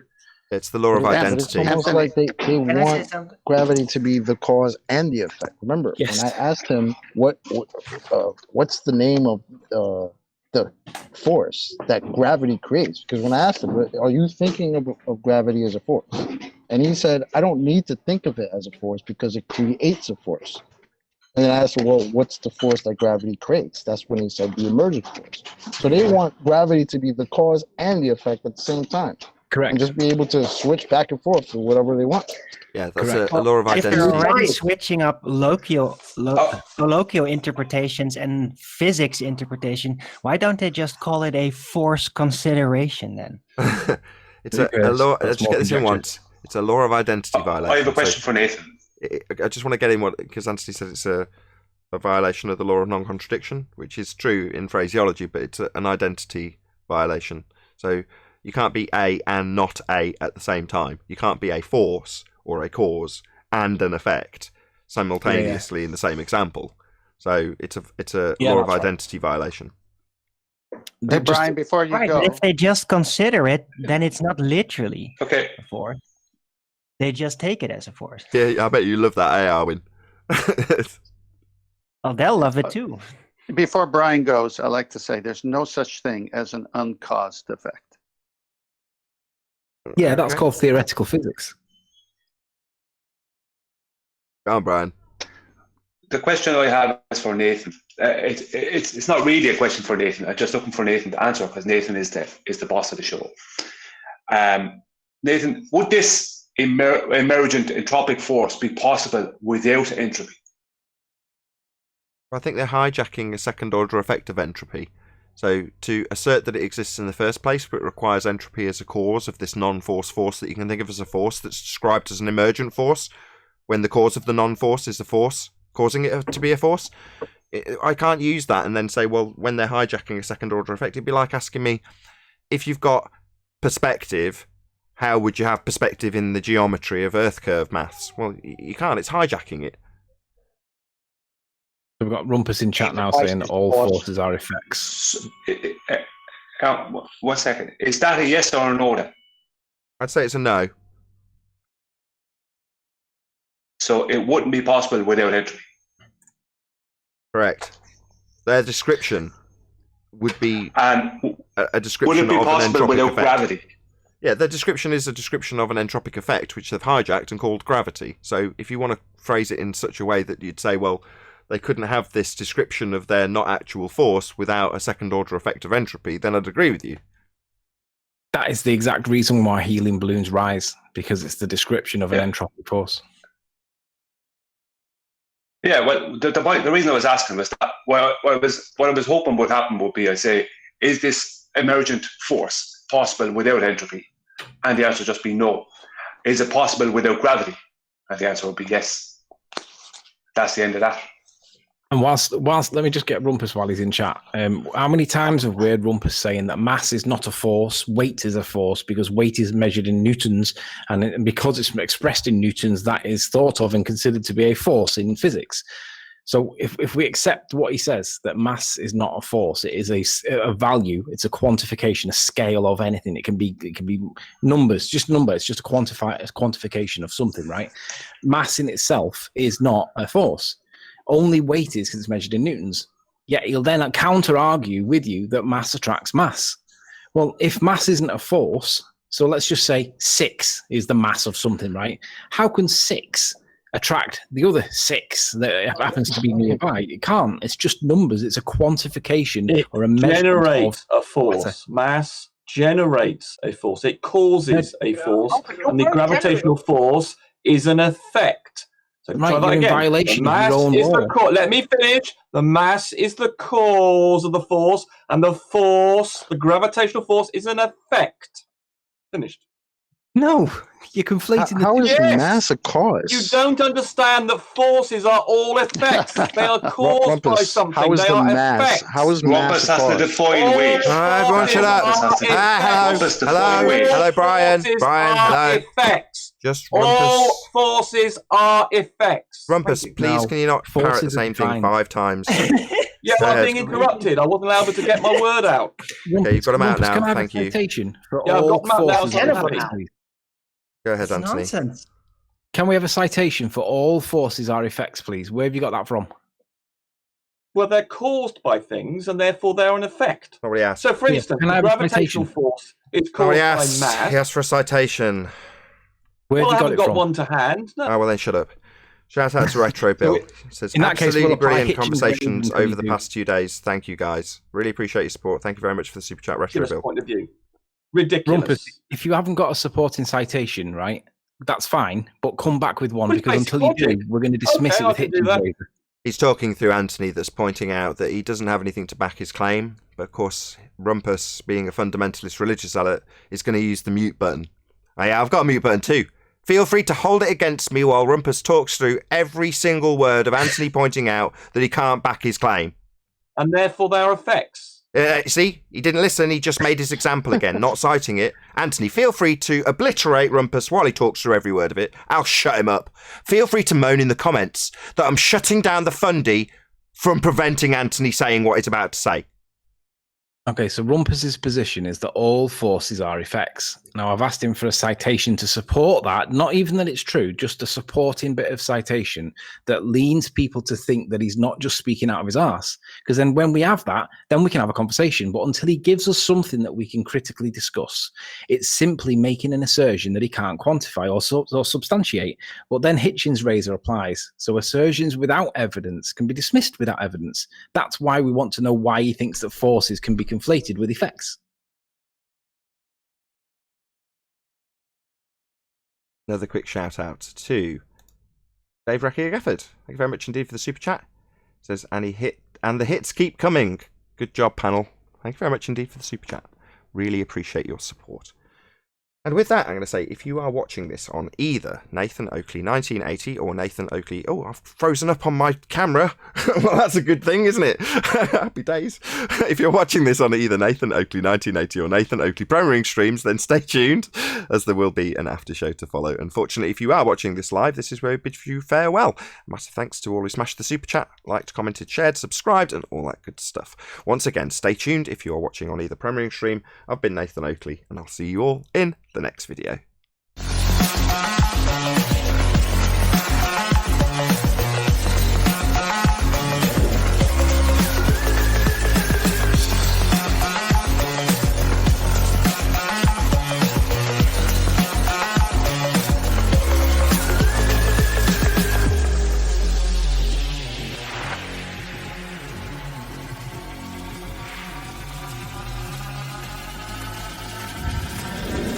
Oh, what a day!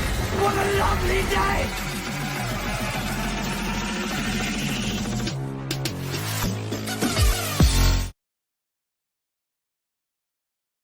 He would come back tomorrow with his own webpage and cite his own work. That's what I think he'd do.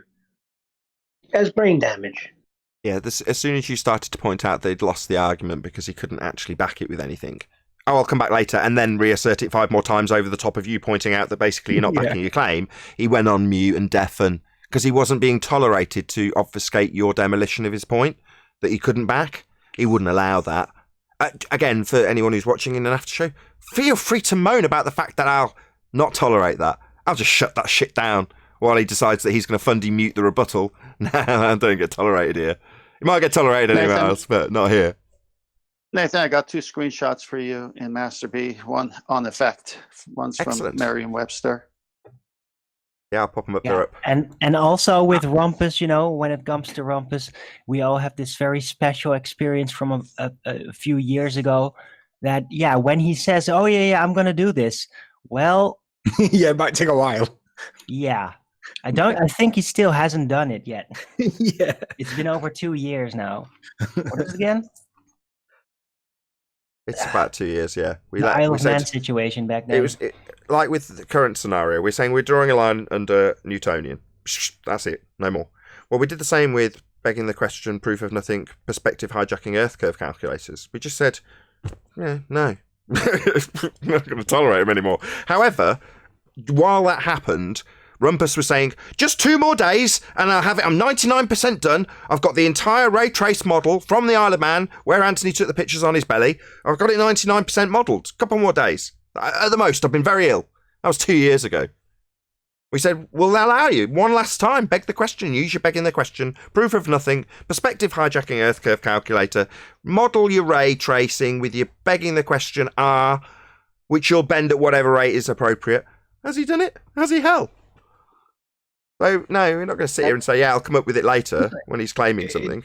You know, and when you're going to point that out that he's not going to do that and he's not exactly the most reliable person when he makes these claims that he's going to come back with the information later, he'll just talk through you, reassert his claim 5 more times over the top of you in Discord. What, and then encourage people to moan when that gets stopped? Oh, look, he mutes him. Yeah, it's so terrible that you don't get to obfuscate us rebutting your shite. Isn't it awful? Yeah, I bet it's really painful. Because you want that to be the case, right? You want a neutral platform where any rebuttal gets talked through continually. Because that's so neutral. Even if you do, he is working on that thing. He is working on that thing because when I had that 2-hour conversation with him recently about the whole perspective thing with my laser demonstration, like he showed diagrams. He said, "Hang on, I'll get you diagrams," and he didn't say it, but I knew that they were his own diagrams on from his own writings on perspective. And there's certain elements that he doesn't have in there, put it that way. Well, they're very like reality, but they're not exactly reality. His perspective diagrams.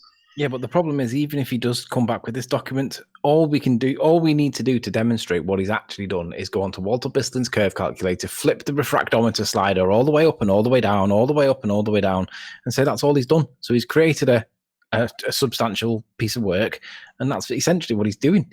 But we all know that refractometer doesn't make the reality. It describes a very flat-looking plane as a curve when it to suit, and if it needs to look a bit more like flat, then they make it slide it all the way up, and that's all he's doing. Do you got those slides up, Nathan? I had them while that conversation was going. I've taken them down now. Do you want me to pump back up? Yeah. I just want to spend a couple of minutes here because it's so obvious. I don't get it. Okay. So a fact from Merriam-Webster, something that inevitably follows an antecedent, such as a cause or agent. If you go to the next one, synonyms for effect: aftermath, consequence, development, event, ramification, reaction, repercussion, or side effect. Now, we know that an effect cannot be an effect unless it has a cause. And conversely, by definition, a cause is something that produces an effect. So if they're saying Einstein's got it now, and forget Newton, 105 years old, which they have, then Einstein's cause is a concept, a height, a width, depth. How do those 4 things cause anything? They don't. That's why I let them wiggle, because once they define what gravity is and they say that it's an effect of the curvature of space-time, right? As long as they get that word in the definition, because they always leave it out, but as long as they get that word in the definition, when they give the definition, as long as it's accurate, then you can move on to letting them apply it. And even when they do apply it, and if they manage to make a coherent, relatively good sounding explanation for what they see, it's still conceptual space-time. It's not actual. It's maths. It's poetry. It's descriptive. It's abstract, but it's not real world. Right. So they The can't real world is demonstrate this. curvature I of put out- space-time at all. We're talking about curvature of space-time, Neil. Yeah, they can't demonstrate it, and if they're asserting a cause and effect relationship, then they'd have science on their side if they're going to assert it as being empirically validated. That's why we ask for scientific evidence of gravity. In the real world, if I want to cook something, I have to prepare it, turn up the heat, whether in the barbecue or something, right? So if I take out some ribs, which I did yesterday, and cook them, and if I just put it on the counter with a timer, is it going to cook it?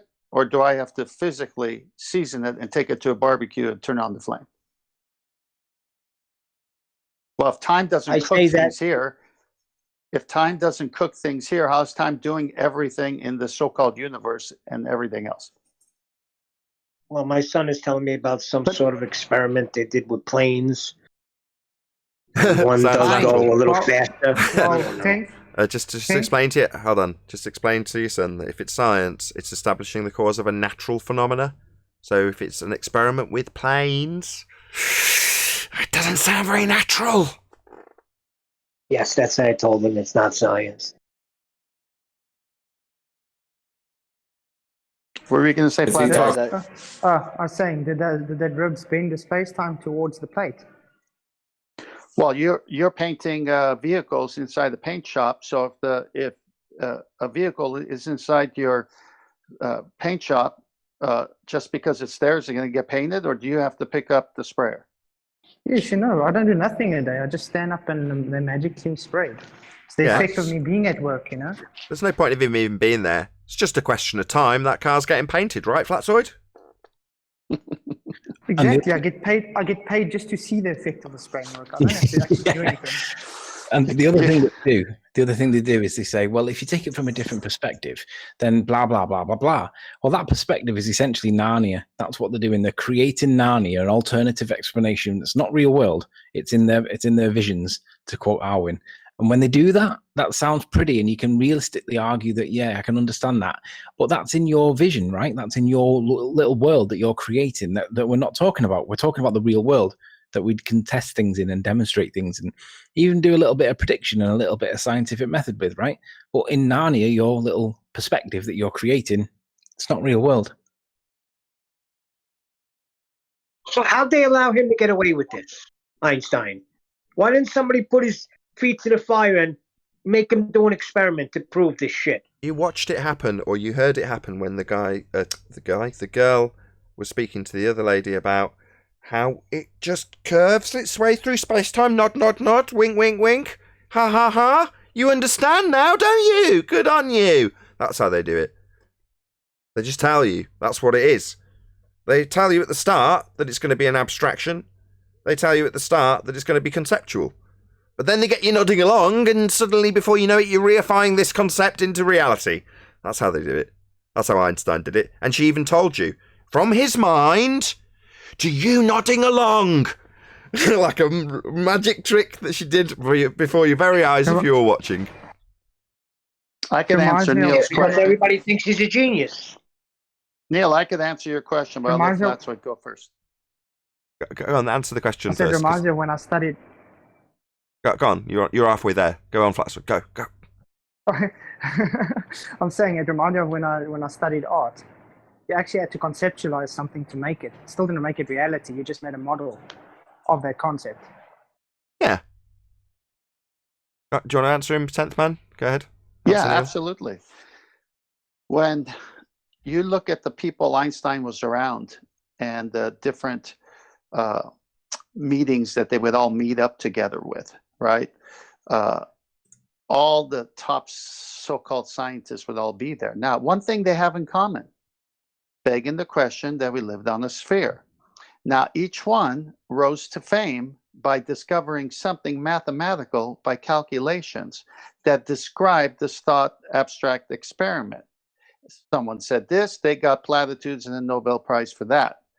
But Einstein came up with his own and got his own Nobel and his own platitudes within the group, who are all deceived because they all believe we're on the sphere already without proving it first. So then they are arguing within this bubble.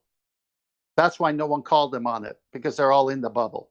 Yeah, and the bubble is encouraged because it leads people like Craig to automatically assume that they're correct in their premise and therefore will vehemently defend their begging the question fallacy. Well, we already know it's a sphere. Anthony did a really good role play earlier demonstrating exactly that by example. Well, yeah, if you can keep it isolated and there's no even remnants or hint of a question in terms of this rhetoric from conceptual to actual, if that's not even hinted at, then the people watching it just go, well, yeah, of course. Well, why would they? We all know we're on a sphere and the magic trick's complete. That person will inevitably always beg the question. And when you say, well, you can laugh at a flat earther because we already know, don't we? Nod, nod. Everyone goes, yeah, we already know, don't we? And if I ever describe it, I'll be begging the question that I already know. And that's perfectly legit. Hence, you know, with this in debate, when it was discussed earlier, it's more than accepted by them to have a begging the question fallacy, be defeated and pointed out, and still say, well, we still know. And then let's have to form a logical fallacy with modus tollens to defeat the begging the question fallacy from within the begging the question fallacy. It's absurd that we should have to go to such lengths, but that's how they've managed to get the people to do that. How does Craig just so vehemently say, yeah, well, of course I just assume it's spinning? Well, because he's been programmed and everything he's ever been exposed to ever is a discussion like we watched earlier, where everyone's just on the same page. Yeah, of course we're going to assume that we've got things falling around a spherical Earth. We know it's spherical. So we're going to assume things are falling around it, aren't we? Because we know it's spherical, therefore things fall around it. We're all on the same page, right? We're all cool with assuming it's a sphere. Well, this is They just continue to use the magic tricks that are already placed in people's heads. So I remember at one point, the lady was talking to, I think it was the teenager, I'm not sure. But one of them brought up, she was talking about how it's like the ISS is on a string and it's just being pulled around the Earth. And then they equated that to the gravitron, because the girl said something like, oh, yeah, it's like that ride at the amusement park where you get in and you're sticking to the wall. And then the lady just went on with it. She was just like, yeah, it's just like that. And I'm sitting here thinking, like, but none of you guys want to point out that we're not on the inside of that thing, you know? But it's like they just keep going with it. She uses that because the girl's been on the ride, so she's had that experience. So yeah, you know that experience. That's what's proving to you that this gravity force is real. It a sales drives technique. me insane. It's a sales technique. It's called. Hold on 1 second. It's called seeking an agreement ladder in sales. So the idea behind it is, if you're trying to sell somebody something, you need them to agree with you and say yes prior to you asking, well, are you going to buy this or what? Obviously not so blunt. But in that process, you've got to get the person that you're discussing things with to say, yeah. So, you know, guy wants to buy a hi-fi. So you're looking to play music? Yeah, I am. Yeah. And you want it to sound fantastic? Yeah. You want it to be uber powerful and really clear? Yeah. So you're going to buy this one? Yeah. Well, if it works the other way round, so she says, I'm going to go on the gravitron. Well, no, bending geodesics aren't quite like that. The person is suddenly having that agreement ladder shattered. So when it gets to her, because that's kind of what I was hinting at when I'm like, nod, wink, wink, she's just getting her to agree. It doesn't matter what's responded to. Ultimately, she's being conned into reifying a model and a concept that Einstein came up with. That's what she's there for, to con her. So she's got to get her in agreement ladder so that when she says, so you understand that it's just falling around the Earth then, like your gravitron, which it isn't like at all. That's not relevant. What's relevant is that she's agreeing and nodding. Exactly. Isn't it ironic that whenever you think about, they try to illustrate forces, there's always things kind of connected or attached, like the centrifuge, the gravitron. They always try to say, well, this force equals what we see. But when you actually look at the Earth itself, there's no mechanism. It's just like we've been talking, this bending of space-time. So I just think that's ironic that they keep using something. Like if I push something across the table, there's a mechanism. It's my hand pushing it. Or the centrifuge or whatever. There's a mechanism. But there is none with Einstein. There is none. It's none whatsoever. And they try to equate the two. It's fun, which is funny, which I know they would argue that's the equivalency principle within Einstein. I think that's ironic. Well, the thing that I'm fighting with them a lot these days, they keep saying if you fly in an airplane, you don't feel it, you're flying at constant speed. And then I say, yeah, it's in a closing composite. I say, okay, so then you're saying Earth is closed. No, that's not what I'm saying. But the air is smooth. So I asked them to show me smooth air. And that's what I get. Yeah, they need to have their cake and eat it. When in the most convoluted of conversations. Is very spot on. Yeah, absolutely. When they're justifying everything moving in the inertial reference frame in defiance of the 15 degrees an hour drift we're supposed to see, they'll make their assertion as though we're in a sealed container.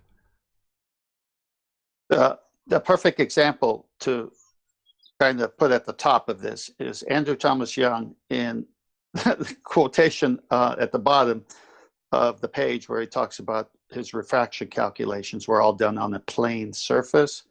And then he says, but the Earth's not flat. But in order to make it work on the globe, go to this other page for geometrical considerations. Now think about what's going on there. All his refraction calculations were done on a plane surface, but then he goes to the begging the question, just like Einstein and all the people who have to work within that realm of the deception itself. But we know the Earth's not flat, so in order to make my calculations work, because I didn't do it on the globe, I did it on a plane surface, I have to tweak it a little bit over here. I have to assume a globe. Oh, yeah, because that's how you invent a globe, right? You invent a globe because nothing you see outside looks like a globe. But the Greeks 2,000 years ago invented globes based on observation of what they see outside as never being a globe. You love how that works? I love it. Yeah, they assume a tangent to a curved surface. So you've got Al-Biruni assuming that the surface beneath his tangent that he's drawing out to the horizon, which isn't physical according to the fundies we have here, is physical, can have a tangent drawn, can be assumed to be a tangent with a curved surface beneath that tangent. So they just assume it. I have something on that. Feel free. The whole idea of physicality means that it has two things. It has locality and it has shape or geometry. Would anybody argue that? Yeah, every globe head ever until we defeat it with the Black Swan. Then they say with a hand wave, we don't see the geometry. Well, there's another problem too, and that's the locality of the horizon. Because if you view the horizon with 3 different viewing instruments, it will be in a different position for each one. That's non-locality. That's something that they say doesn't exist anymore. Yeah, it'd need to be a physical sphere edge horizon as asserted by their geometry to have geometry. And you're sort of questioning why they would reject the geometry and why it is rejectable based on the fact that it's non-physical. You can't measure it, but Al-Biruni needs to have measured it to give them the R that they base everything on, right?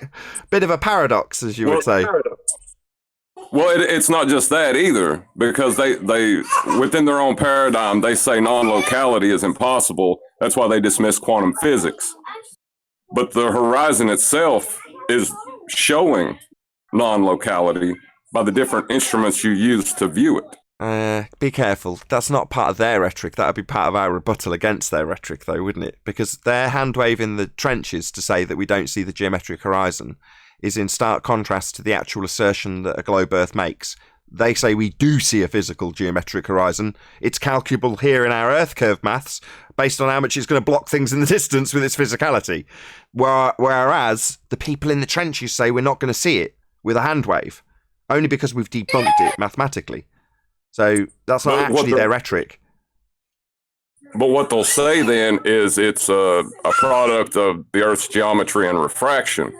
But that means it's outside of the camera or viewing instrument itself. Well, but if you can show that it's different for each viewing instrument, that means it can't be that. Yes, that's correct.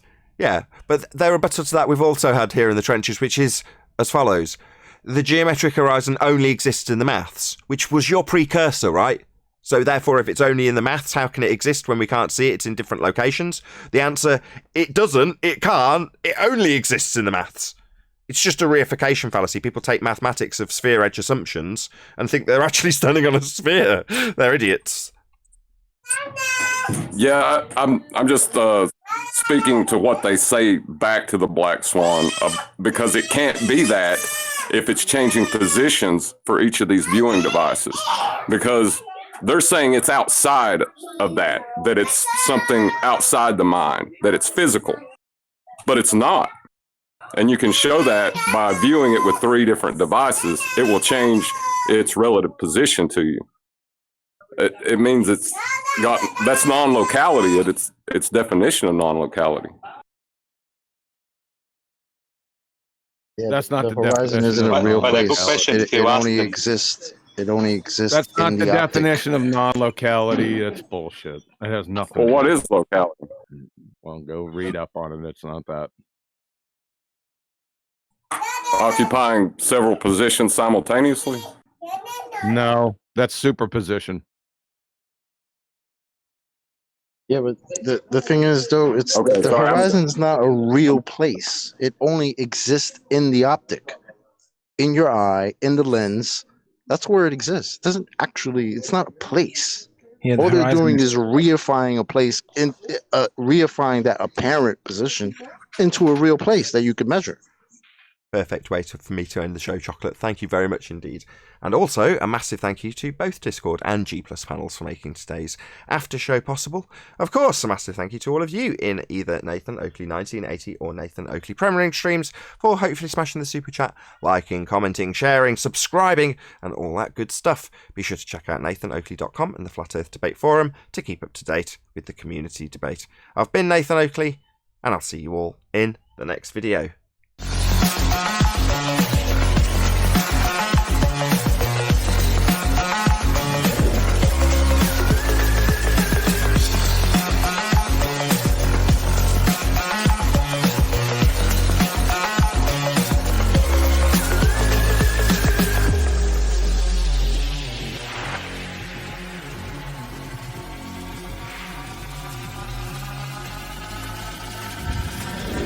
Oh, what a day! What a lovely day!